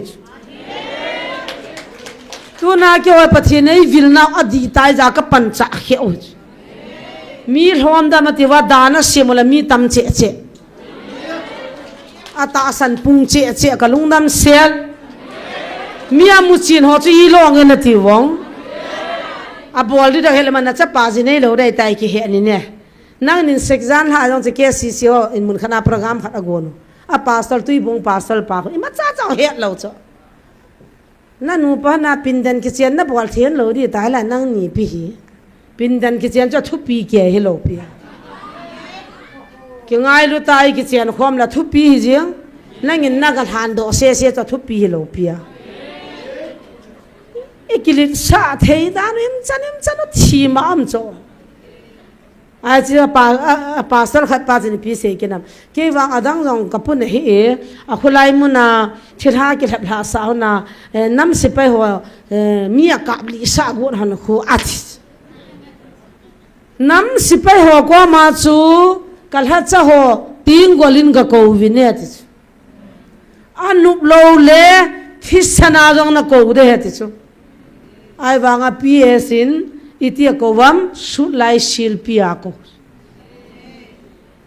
athingan reverend ngana je wacho aza a ngai lu na cha a oma puri la a akowa ani sa pakai ko ma chi taute hung phachin ta venta sulai silpia ko pupia sena ko khil ja jong bui hung ena hung am jong la luhan jong la kho ai akati tiếng golin kovin lang adawale chisana jong ko the hi chin nam hi aman thai ding pathian anum poi ti chula amain mi pha pathian he hin sul lai silpia ko puri ong ni chang ani ave te chula ha ne the dan dan reverend on kho channel hai manga ti sian te kwam lang na bela aji chaman fore na sum tam pi boi pi mi cho a het diu chu ti sen te dong leo chun refuse ho relief mam ho hi pa lima kap do wa ki wa na ne bu chme sum tam pita ho akurul mu ve ta hi chu ne na chi ji wa cho cho a boi piu hi chawa pa kai ko na chi sang ta thai do a ti sen langa ne na wifi na cha ga be ta di mang bo en bible an ki chai hung ding den pa kai jen itin jang kalhaga win la vil po wing ya te na tila he palonga to pathin haga om he te chu ding do pathin haga win mi vil ngai po second coming a hung de nga khil ria lu ta chula tu nai jesu ya hung hi lo pi cho haga wai hung vi lo bo chu me hung di chu me mata iza vene ki hil chin diu ha ya to satan nei hem po ve hem lan po ke ni ka he thei hon nai ye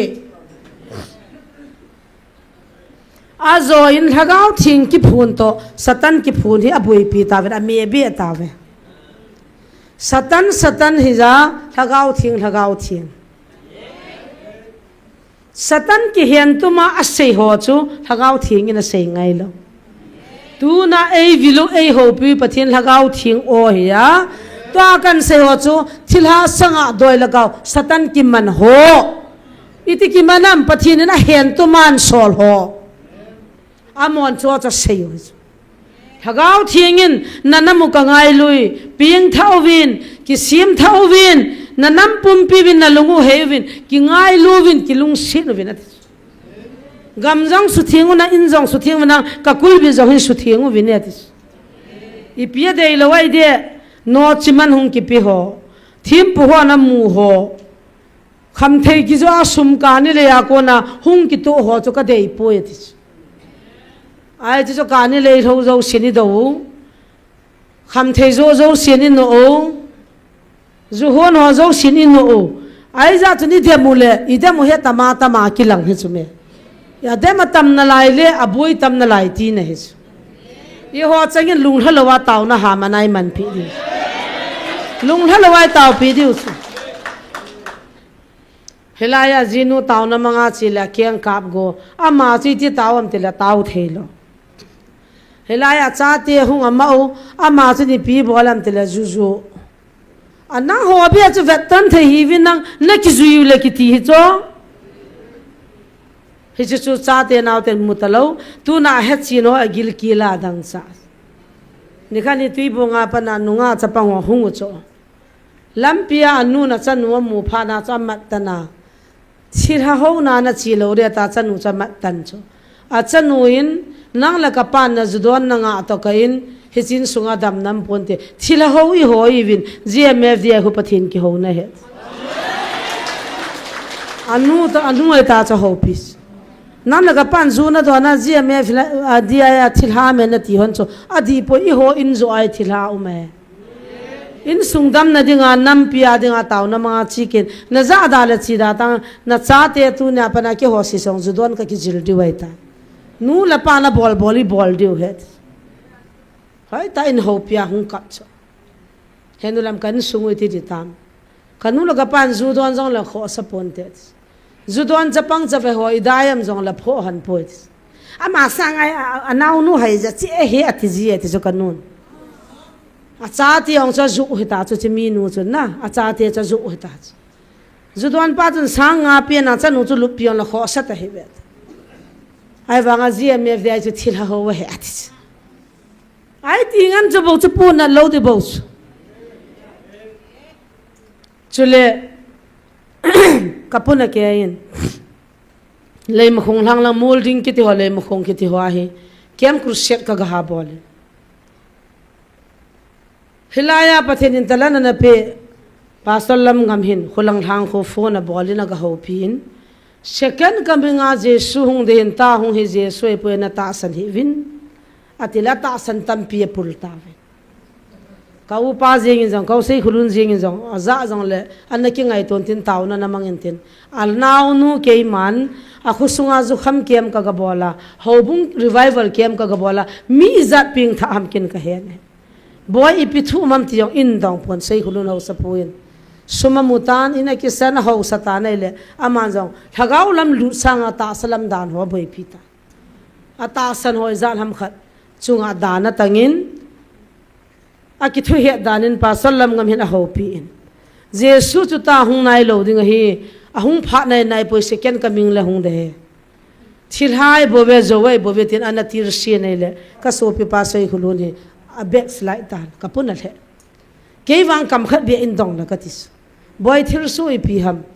ho bung khu sunga ke mi za ve ka ga bola isan ge pan ka gal ham a he ka pu na le he ya cha man da na ta la ji na ve ho chu gi cha de wo he phat chit na ngai in het chit na ngai ne pasalam huam chu cha ko na jam hi het ngai tang cigarette chep na lai anup le anup no mam na lai thu pi lo he ku wa ta cigarette ke khen lo ho thu chu la dai molding anu nga kha ka taw pi hanin evangelist poniti dana no mei pi kam san lang lu ne matile pastor pa ka kho wa to lai zal da choi sor sor jinga kin jong ka ni ro ai tai ai cha ma thu cha lo wa lagao cha ka ki mana ke thu cha la lo ai ta wa pathin do ngai hau son jong dan mo ta ta hevin na ngau lei sit ko no jong fit li la fit gu bo na chan deu bo chu chau ki dan na hi ve tunin hau so ho kan ti me pa te ho pu te ho zani apum chang kya ko pa thu simi se jula na khu kon pa mul kon pa chu mul kon na pama nal pa chu adam ta na hi le hobung lam kai ho lung hang ta ve isi lam kai ho lung hang ta ve ipidi nga dam ham ipidi nga ki sudam ham o nang chun taw pin nang sudam tang o don lo dai lo an koi wa ni la le na ga to wa beri na che wa ko ma jan kha na ga to pi changai lu an ki gyal hilo pi chume adam nom pa chu dam nom he cho je me dai mun adam tan atinal de do pa ki leta zani khabini chana upa hina man khusunga ko na no do dinga tivin na satan ho na to han press a bol tavin ho sapu chunga mol kon ho sapu chunga ki pa thu sei de iti dana akino do go na ji chu ka vet le adam to taw na manga chi ja no ro ding ki ti chu pathian lung hlai di nam kino ro ra tan te tin no ro hi lai amala man study nei ngai chu na ipija no don khusunga nu me ya zon pi ham khusunga zu zo ham zu khama ki tam jing ham hoin kai lo bia hobu mi pi te ta ki do ham chi la no ro thei jo khusunga to a cho a pha adam ji a no ro di ibira lai hu gadam nahi ibira lai hu na ka ki taw sa adam nahi chi ja chu na ki no ro rai tai hau sa pu dinga cho thutan ha cho a phai la ji lut ngai cho pathini na mu chu me tu na che te hi ka no ro na ding phai la nei te te cho khusunga ko na ki no ro de ta na mo in thumi ka no ro na ding a ji chu adam ji wa ka lu hanga ka no ro hi hau sa jo sin lung gyal nei te ka ti chu pakai lungal hai lo le tu agal pi sanga khong lung dingin tu na nom ta na hau sa jo sin da la de chu gam nei pa ka pa hi chu alung han pha le phaji lo pu chu naga min gel hi ta ho son pan la ta wang ho la cha ho no na su di diu ke ho la ho so ho la job ka ni ka to ka zu to ka nunga to ka boi vin la ho la cha ho be chi vin ti tang no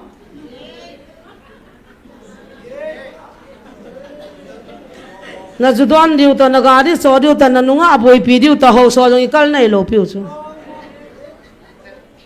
agam nei dana na ke wana ke lin sau chi pia pang dam pathin bel tang pathin ka gama he ti chu na gama ti lo pi khat cha ko ma na gama ti lo pi chu pathin ka gama ti chu ka gam na subu ta ve ti pathin gam bo cha bon chang ke dan di lo na ta na chunga pathin lo hana chu ding na khupi gam di chu ana ve ta wa tu na taw na mang nu taw na mang ba chunga dan na ta zu te zu don te zu khamolim sa lo bya na ma tao ho chunga no ro na ding program na gona sign na kai ni nya pa na gam cha ki chai ta a ki sai sa ka tin ki gyal jeng ta pathin thu pi na nidam i si dan na zui dam pathin thu pi na zui dam ke bi si dan na zui dam hoi chu chun wan gam na hun ding pathin thu pi chu ni ti ham ke si si te dan ni ti ham i ki than diu pathin het thei nei pi chule sopi Catholic wa ko na report kha chu inoi seveti thu kharan sevin hilawa hi noi silama ma sopi Catholic ho izan ham kha jong hilai muna hung tawin pathina hung bel tawin amo ho bung jong khang to hanang dam han ki thi he nana gyal khilovin ki ngai thi muti aniaw khat Mary yong pathine na ga ti pa ho ki puna le ki seiji go adang anapoi ka unu ta chung langa nam lam kai na tong nu tan jong na tu nai bialo je su he di ta hi ti kam chin tan hung di ka dile nam lam kai lin ta ka hi jevin ei ve hi diom ja ka ung thei lo he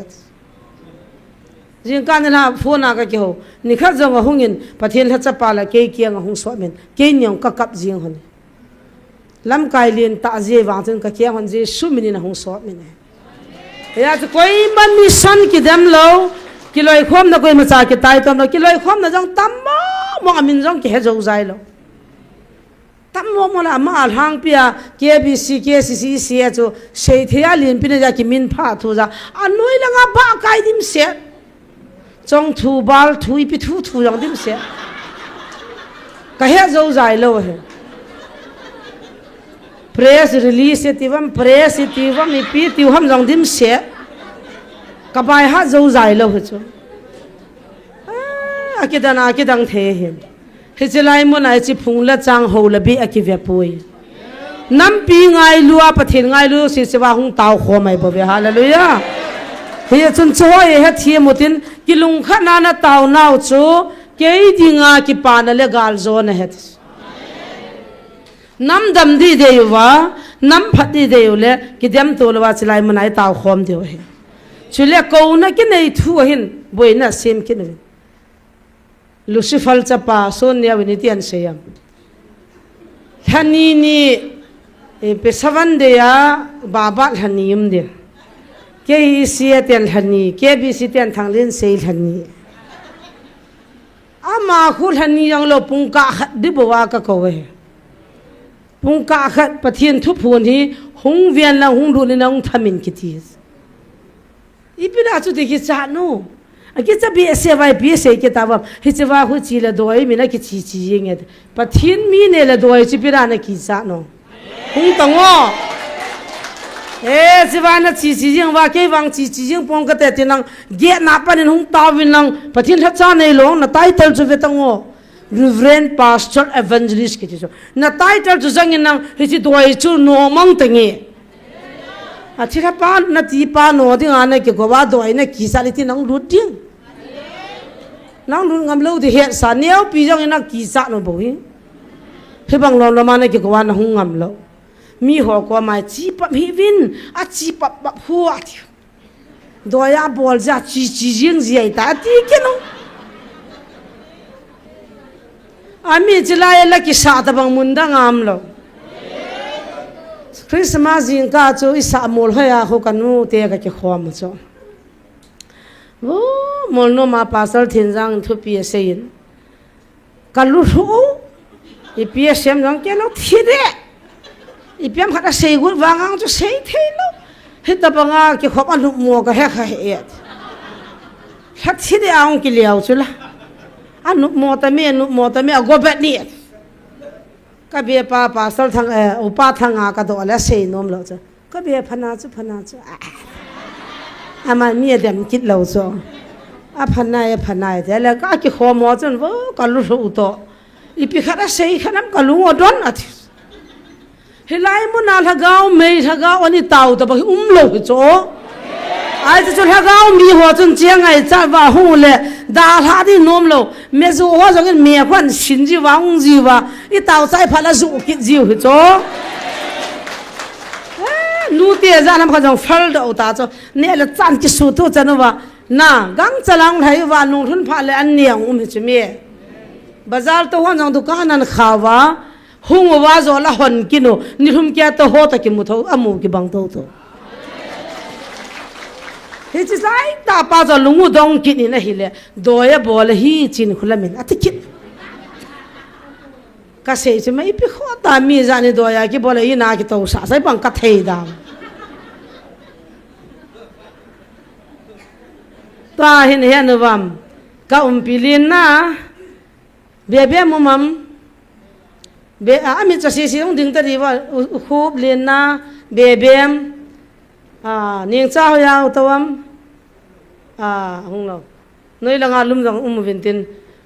มหัวจุงไอ blind หัวจุงไอตายดานะตัวจ้ะลินนะจังฮีเฮลัยมันอาจลานะสานะจีละหัวบุงอาแบบนั้นกี่กว่าเรียตานโฟนมิดจะหอนมิดที่ลงลีว่ารูเรียนหัวดึงอาตาวนะมนุษย์ปะกายกะลำกายหัวมิดอดสกัมตันหูหินมูสันติว่าตาวใช่ละตาวฮิจิว่าติบุกิมโลหัวจุงอาจงดานันซิมนันนูลนับปากิยังบอลเรฮีกินอรอเรฮีนันเอาป้าสลฮีนังอาเรฮีนังจิว่าจนนัดชีเลติอามัวเห็นวิวจ้าจ้ะมิจวนนันวิสันจ้ะตูนิจันว่ารูเรนป้าสลฮิจัดหัวบุ้งฮิตีตีมัวติบุกิมโลมิจวนไปหัวดึงฮิติดานะขัดจานโฮมนับบอลโลฮะมิตูน่าจะน่ามีโจลไปหัวอีที่ด้านอันกำขัดตรงนี้เนี่ยสาโลฮะมาติวอีที่ด้านมีโจลไปหัวถึงกุมสิเลคริสต์มาสนั่นมันว่าเกี่ยงมันจะสานิโจพีโลฮะตูน่าตาวนักมันนะฮิวาก็ขวมว่าปะทินกระทั่งว่าปะทินว่าใจละก็สาวจูอีพิที่ด้านหัวบุ้งหันน้ำมาเอาความตีตา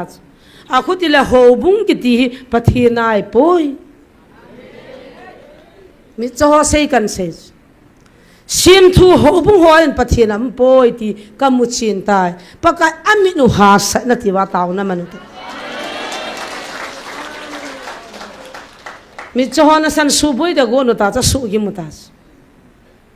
น้ำสาตะโลดินัดจีตะโลดิวฮีอาคุติเลนัดจุงว่าดานกิตังเดห์เกี่ยวอันจิว่าก็หัวฮีปะทินเนี่ยสุนจานะก็ว่าจะอยู่กับทางว่าฮีปะทินฮี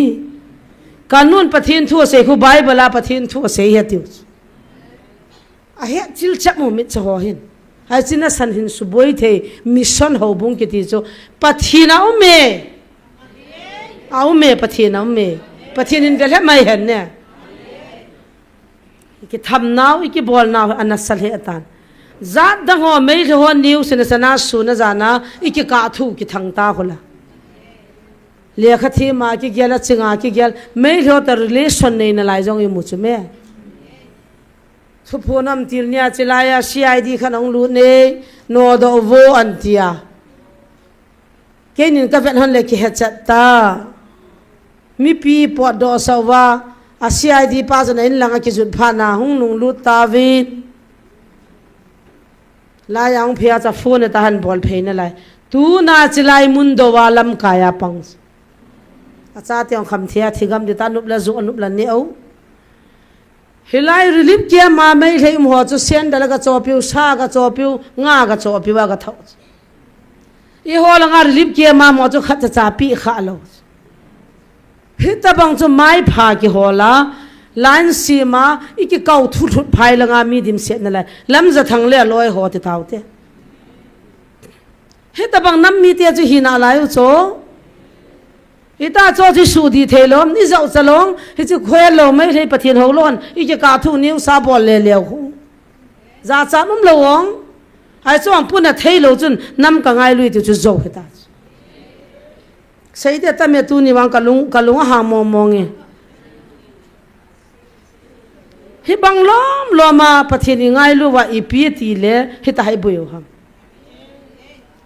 Christmas thung pathian nang an hiautin sang kholeng kya ho dom le levin diabol satan ki hep la sa hon ti jong anangai wen satan nei hem honai pun ke ni jon satan chu kamat han tu ni lhagau thing ki phona pathin lagawin ki ngai lut la ki lung se di nama dinga ase hi khacha haim ta pove ase ngai ase ya tikit nana mo ka sim tup to ka dal ha lo de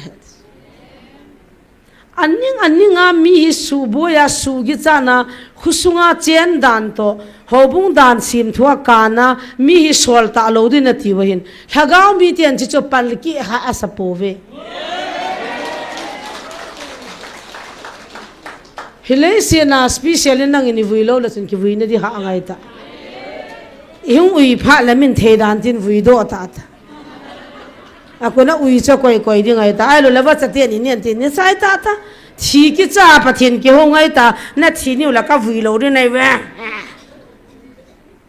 number 4 la thi ho jang kho line ta lo thing sa na vui zu eding a thi ho jang kho ai che wa sang khol chul kha chi ki ai chi kin thu pi ta chi man phol le wan gam lu da na gi gyal chu di lo cho tu na na special na vi ho zo wan gam lung dinam na ngai to kha lo ham ka ti chu ngai to ta thi ma sang chum pin tha sa ta nge GMFDL hagau pu na ki to na thu pi pin counseling kau ki mana ki no do azaw la counseling a ki pui tu na phapona nai sai pui na de ho kau ho hi jiu ka pho ji on te ke nin kau ho ma ki phong ji naw nunga cha pang nu yang chun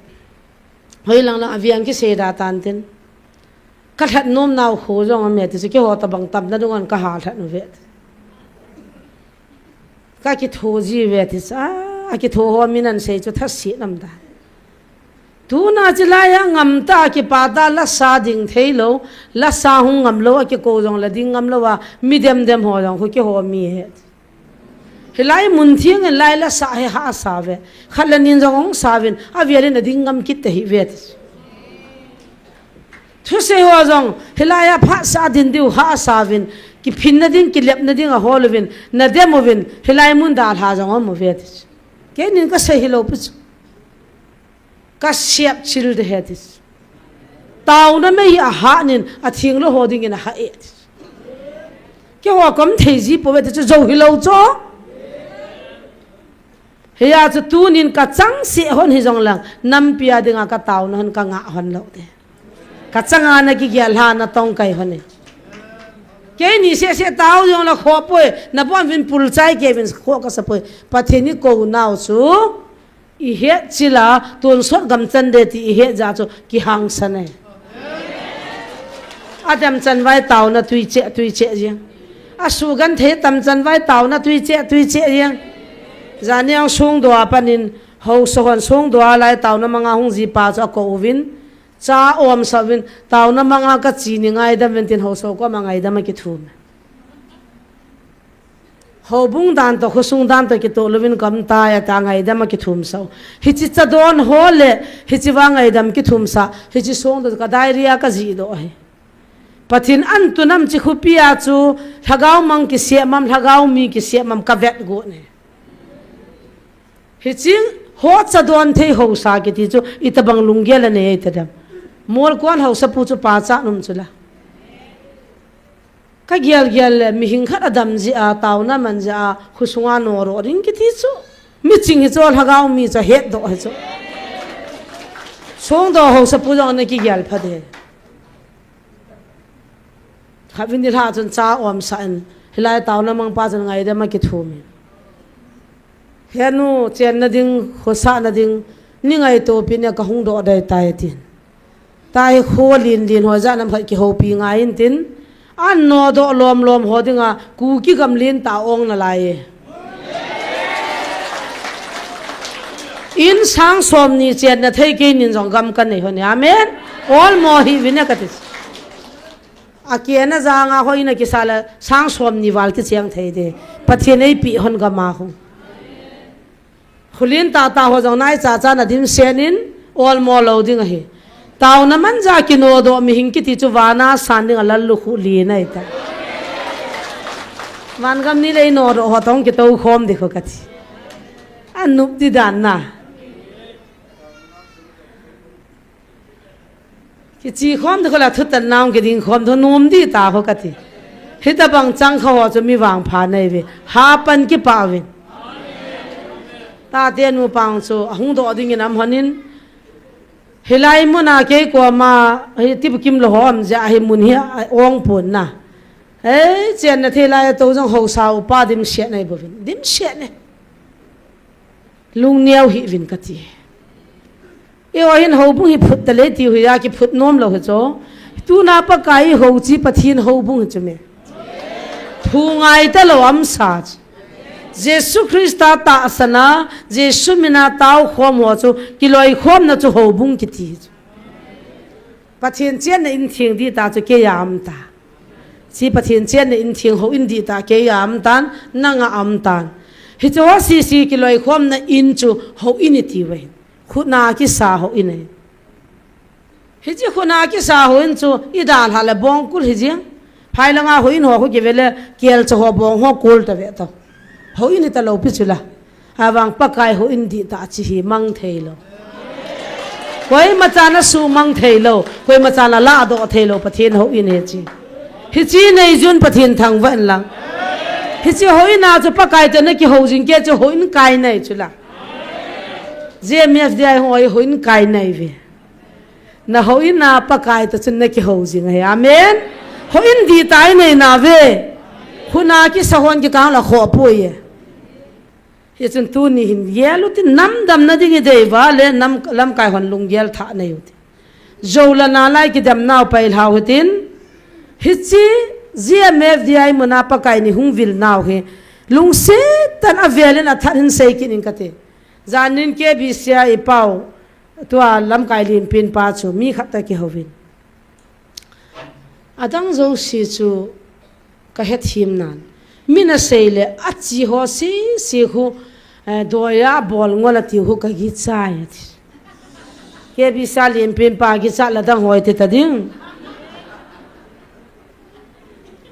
isi alim pin pa ni pi se kinam a hi wa kho chi chiule sum hlom le ho bung thi de hi ho sai za nam kha jevin songil ho sapu chu ga jong ki pa thu kha sei ta diute hausa ho phabe mi chiwa hun kai ho hi dal do taute no do taute lai muna taw na ma ho he ga tiule songil ho sapuni te don bunam aju ne aju don ho number 4 zo lo changa ki ve ho ban ki no ro khalwa a taw na ma ho chi ti no ro ri ho mati songil ho sapu changa ki pa thu sa min chu ka hai ki tan zel hung dim pa zel hung dim changa ki pa thu se je na chuna ahung lo thu pi lo nidanga ma jong program sil ka u chana ka lam khomana ka taw khom han kiam si jong la tipu kim lo hotil khowa taw na man pi apang a hi tu chung thu phona he isi alang alam kai khada tu le o kha hin tin ai wangin thil he khan thei ding ka ta san I khusung wa ju hi za no ma ju don hi za no ma am dan chu pathian dei lo wa hin khumang dim sena ki no ro lo wa min taw na mangai ti ki no ro ra matil ho so ta ki nung le ta ve amai hazala jol dan nam sipai lai viang pupa puzo gam pa ko ma jong he ga chiwa hilai hi sumang ta wing ka ding bom khi ta wing ta ga jol nam mu jo siu sumang de na siu ju zo ho yang sumang ding ju zo lo ding ju don jong na mau ju ne yang na mau thil zo jong na mau taw na mang jong na mau la sa jong na mau ai ta mi bor jo si na mau ha ma ti a ki bor jo si na ma wai pi chu na phat so ham amin bol ding ai mi thilo nga ta wai pi chu na sumang go nam sumang de ne he lo ham ta don bu sumang di tam hi me sumang de tama tam hime ai cho khi bra na sumang da mi gen thei ta taw wa ti pi zo gam pa je jong pathin ni thang wa thum ve hong ta ve tiu so zo kham ho mi gi lo ho I chai na u ma ma ho ai lai sumang da ga zor dan amo jong ni sia ai ki kho pi wa ai pi je vin pathin ni thang wa ve ai ti pi a chu I ham ga mu ta chu jam la la phone kha jong ki hoi group khana kamun ka ki pa da sei de bol din helo na zong to ki to phan tao na ma ho thu in sei te hin na mai kha de ti pis nam si pai khan in pa sol khat ho tha cha khat ke tai pho chu ki khai li le no zo chu na zong ton ki tung thim be ne a di sei chu dem de tam hila tui bong langa zo zo si ko pho thivina nga sa tang ne ai cho kha dem lo pi wa yang sit bol ho dem lo pi wa hija chu pathin in alungia la di ja chu chunga tui bong khu pi bit he chu sei do hin ka ta chong sei do tang ka te bama se go no chu khat pa hung nia chu bam tam ta mi zawal thina da bama se go no chu tui bonga hilaya ki se de nup lo za ama bazar sung zo se lo chu pathin zo gam pan pathin he je ach ipia sei tawam ki gingo win bam na sata agon tu saw se ding nam tai ipiung titam asep go jong bona sei ta chu azing athaya chapang pa bama se sa gon pau cha mala ma hong ki sei do ta ke ho la hong ki sei ta sumei ki pia ei se sa go na hivin hilanga zo gam pa atowa tauna man cha mu pha rovin agi chawin bol nga mai ta poetivin ka jam ta ve amma ho aku na report ki mu ei meeting sa de chama apuna ke ya manjong ipiti ngai ta hi khati zai ti chula chubanga ki gong tup chanta bam ho jong ki situp ta bam koi go chun zo gam pa jo ka ki saven ka tio hong jan pathin me la mu cho kana to di zo ka ngata ho dilo la building ho anoya mi zawal na thi du he bam ne wa ha na ha he hi chi cho koi ma sang ma chilaya a ki phong thil ha cho na sei ta thil ha tu sei ta san ho thil ha na ti ti wa a thil ha na to de ki sei do thei chu pathin chai hi nau cho ei ki cha je wa sei do chu me pathin mi te chu I kyang ta me wai chu pha je wa chu a mola mo ki phung chu me ai chalai ta chu na lungdon na hu chu me lungdong ta hi win ta jong ma ba na thilung lu ni khan nin a hongin kaw khat kaman honin kaw leng khat a sei ta ne to goli za kai ngai to jo se sei ta chu nana mo zo do adi jong phabe ba ki gong tu mam tan nana mo ngai lu lo zo do ding nagal mi teo to ki ho to a lin pin khat tu go jong am tai ti phai langa to ha go a nagal teo la pan sa jong no ho mi am tai ki ho to ka ki he to jing ve thilha kaw kai ji win gal lang mo pu kai jin ka he tu za na taw no ka manu chu nam lam kai ho nam sipe ho dinga gal hi pu te ngam ta chu ta he chang khat in peng atile tu chungai jam mo cha niep te ha jamai jam diu ka ho bung na tu cho khat cha bong bo ong pang di bo chu pathin lung de hin kho mango tin ki ngai lu tin ki dem po tin pathin ni pi sem lung lu tan ngai u ta ka tis thu ki phong ko na maran da na se hilo pe cho pathin laga ni vilu chu a sei sa sei ka ngai kho ka ngai lu ve ti cho sei sa he cho nagalo ka tu tang he ti kho sei sa he cho adang jo ka sei khula hetivin khativin van mi te ki padan ki palo dan abona sei khula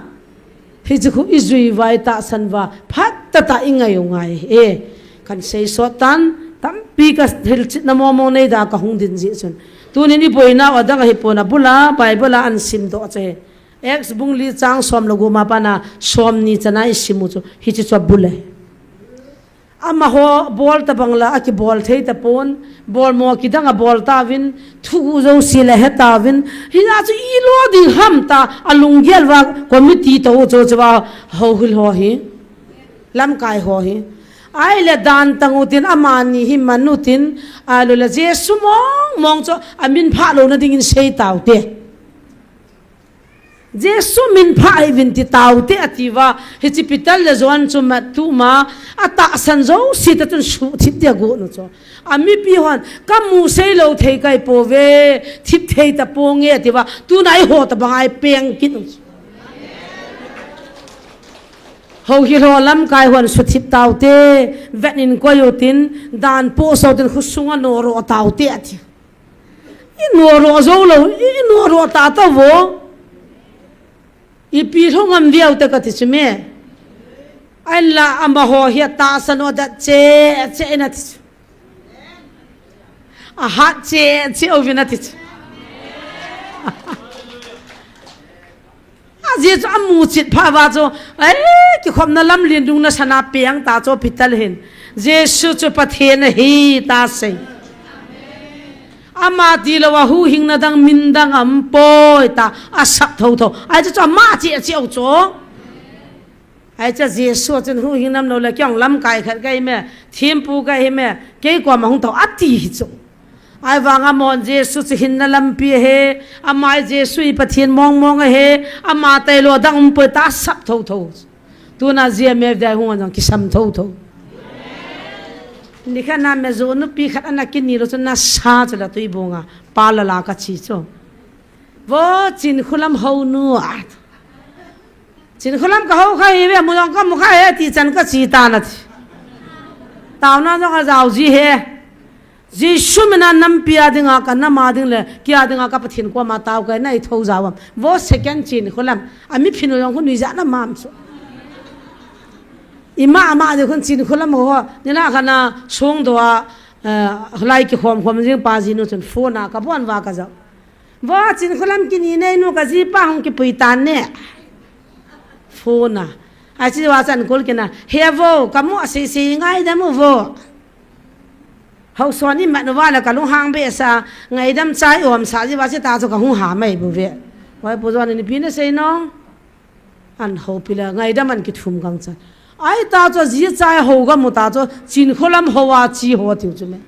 hilaya pathin thu pongin ke yong I za lo ke ministry GMF dia chu hitana chu na do no mi chol bai zo wa ding ho ministry box tu na e vilo hi pathin laga o nam pi vil hi chu lai ji gang chu he khan thei tang ibra GMF dai na mo ngo ham GMF dai te ding se sa hung lo bu chu pathin chu am ka he a bon vai ta ho ham ka he lo chu la a ho bu ngo yong khu a phat na ula da he ve ta ma lut khu isi ane kim thim la ti te dius a da dius so ta banga be bahal nei lo a suna jana thil dang boi pi de lowa lo ni amin doctor lim bed recipe a suna jana man ji me de na sim kho a ta sang allal he ji ti cho kaw leng pa cho pum choli na chol ji ti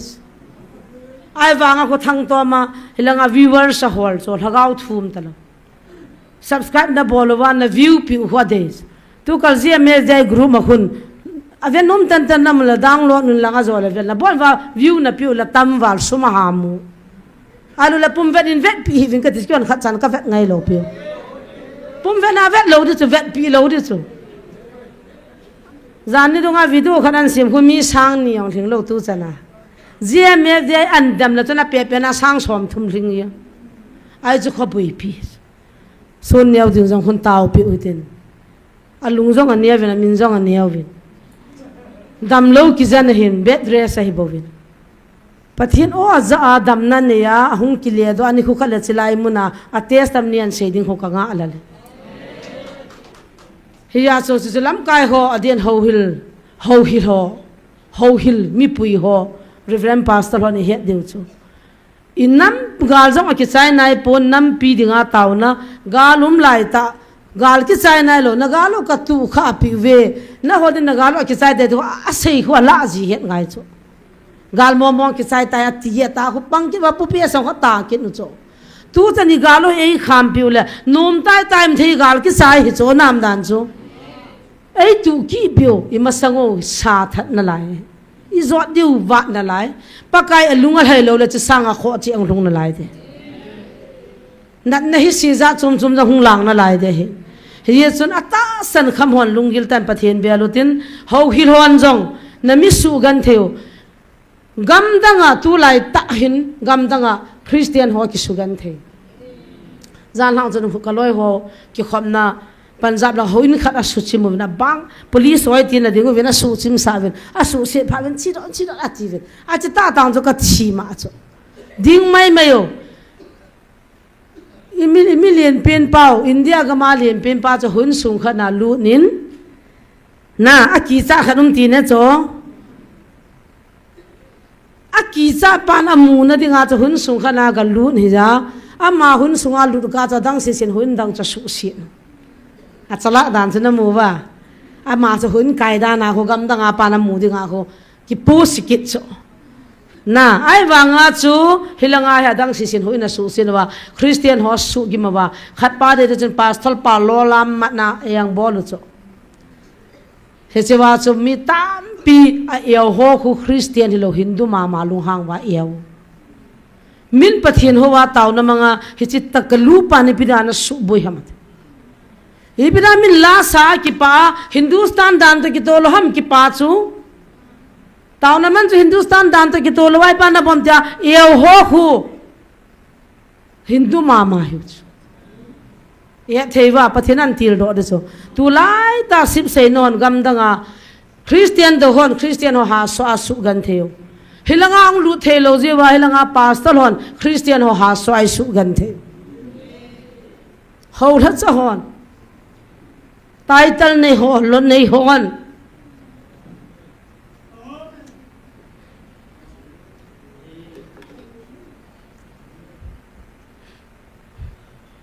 gam danga khu pathin he lo hon pathin ho lo hon Christian ho su gan the tu nai ho ga ma tau na manga pathin ho su gan the jo pastor ho la cho a title lo ki bang tan ninu nung ting le Bible na sei jong gui lung ta na he Christian do ki panta pathin ho khama ki pantan tau na mang khama ki pantan pathin do ki panta i gamuwa tao khom na laki sana nam pia dinga tao na kha ki pantai koi ho ham kol gama Christian do hoi poi i gama wa ku ki le na ku ki gama ho tha cha ka ti ho hi hon pathin ho kham pan ta ve am ho sim dan ho ding in zol ta ve am wana sim thu dan ho chi pi ding ati ta ve lung na chi ma free a pathin ho dia nom ta po ve pathin hung vai ho min tin tu na Christian hi zile taw na hi za ei sugimo pathin la chaw jong pathin an don bu ding a chung wa eo di jong pathin hel ho hin koi nan te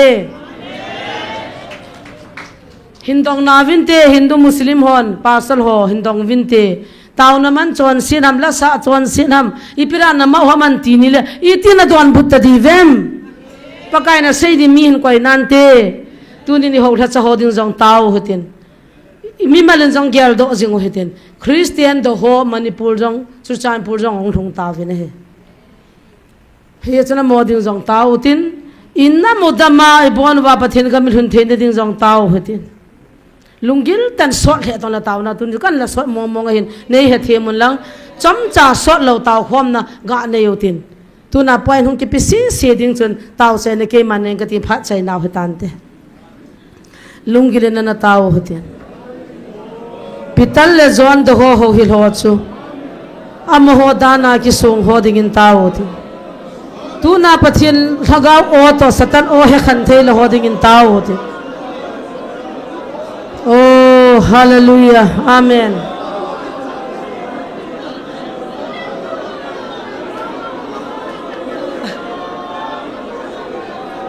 Jesu kai lo pinang chang kachuma nang mahung kai ho oh Jesus Jesus lo pinan zangai na hung changin kachum Jesus thisanin hallelujah in the name of Jesus Nagawlata sa kwamin dam na tanay kiledo savin dam na tanay kiledo savin pakai kahin ko wanang maong kitsoy sangin hana sadan dan kachunggaong kitsoy sang namina kasedo kasado hozo sena maya kantene netu doi lakaw kiman ho satan ho kakyang tanoy wa mahile kathunoy wa mahida nei he saubi athen lopi na hung sangin kuni na one za savina athen lagavin ei vil now hi he thim thenen pinang son nyaw la loy ho he khan thenen pin o jisu nang ma lopi na hung sangin nang ma lopi na hung sangin kachung chiwa nang ma hung ki choi sang oh Jesus oh Jesus oh Jesus kuni palang man kachung ba thlung lung di khap ha san na khan mi nei dal do pe kachung wa nang ma ong vai hom din na ko min kataw oh hallelujah oh Jesus lo pi na hung Jesus lo pi na hung changin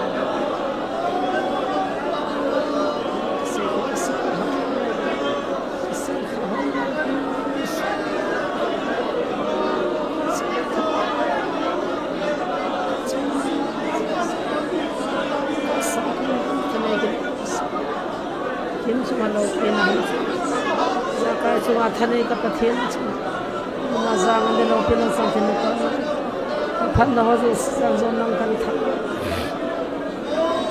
ma te hil sit na ka ne te ha ma ne hasu ke sai them nei pe khan them nei pen tin ko ni lo pin hong sai kaw doi thila sanga kin man ho he pa nanga ko ne he them na o paka nama ka chung ba ho ke chai nama ka chungwang ki chai sang nama ka chungwa lo pi na hung sai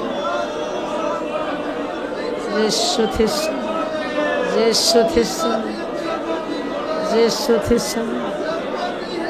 ro kamyal mau satan Jesus hallelujah hallelujah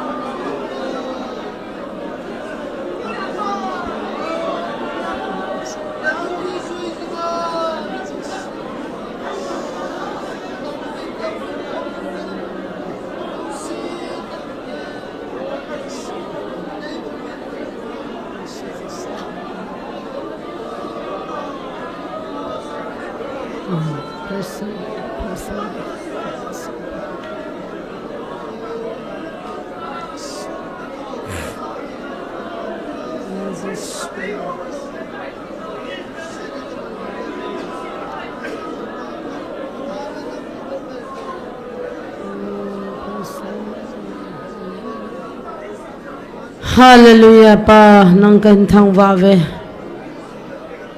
leya mihinga na hung la ya ei that do di ve na hung nia panin wa no ya boi na lunge nang mata san levin tu ni chanin ka chi na la yo vin Jesu chu pathi nai poi ta pang ho tu ni chanin pang na la yo vin gam tip gam thunga ki gela Jesu chu da gol lang hi pathi nai poi ta pam jong tu ni chanin am na lai tu ni lhaga vin ni hung vilovin hi chi pa kai oi poi tin o atam jate na hi ka ti vin chin ka boi ki ta vin nang ma hung vai homin ta sanjala su gim na chang ho tunin kan taw pi ve gam danga milim ho hon Christian ho sugan thevin kagamuwa ho hil ho la chon Christian ho sugan thevin pakai nang ma hung vai homin iza kai musu heso pathian chu lo pi na hung chang hilai mu na pathian nang in na su dam ja khu sunga ke no do go hilai mu na ma ding le na anga hung taw je a khusung le ho bunga ke no do go nang in na musu ke hi chi ho bung ho a chu nanga ko na hin tui chu put lo ding he sa na o hin za san tin ka taw ve tu ni dam ane ke mo to sa wa na mai cham ka bel khom naw kalhin lal naw bola pa na atop chan ka bol khel ni ngai dam nang na lo pi na ka se do phat thei bo divin na jra jesu minin ka hung taw ve mi pi hoa na to na lai ta di vo announce neu cha tu ni tha hi hung nom chan na a to thei chan to khom mo tin jan le tao khom na in nei diu jing ni kho jong hi phatata pathianin kumthungai pui naw na thagau an ne na yong neu tin ta sa jong ti chun akipiro rom le chasan chaw na ke wa ma don khom them ngai to hitin apha dong zuin jing sun jong program nom tai man diu chula tu jan jong nunga gul ho jong a hi theile lam kul ho jong bola nom ta ki pa ta pathin na hung kham khamin hobunga program ne yam ho cha khopon hobung lang jong pai mo hin na a ong tha hung nom chan ni tha ting le an ne chai pung gi le ki panu te na ale pung se gi ti diwan pung za na dei va mo pung se gin ki panu tin hilaya taw khom na an ne u te ti chu he sa na kan nei pai pai he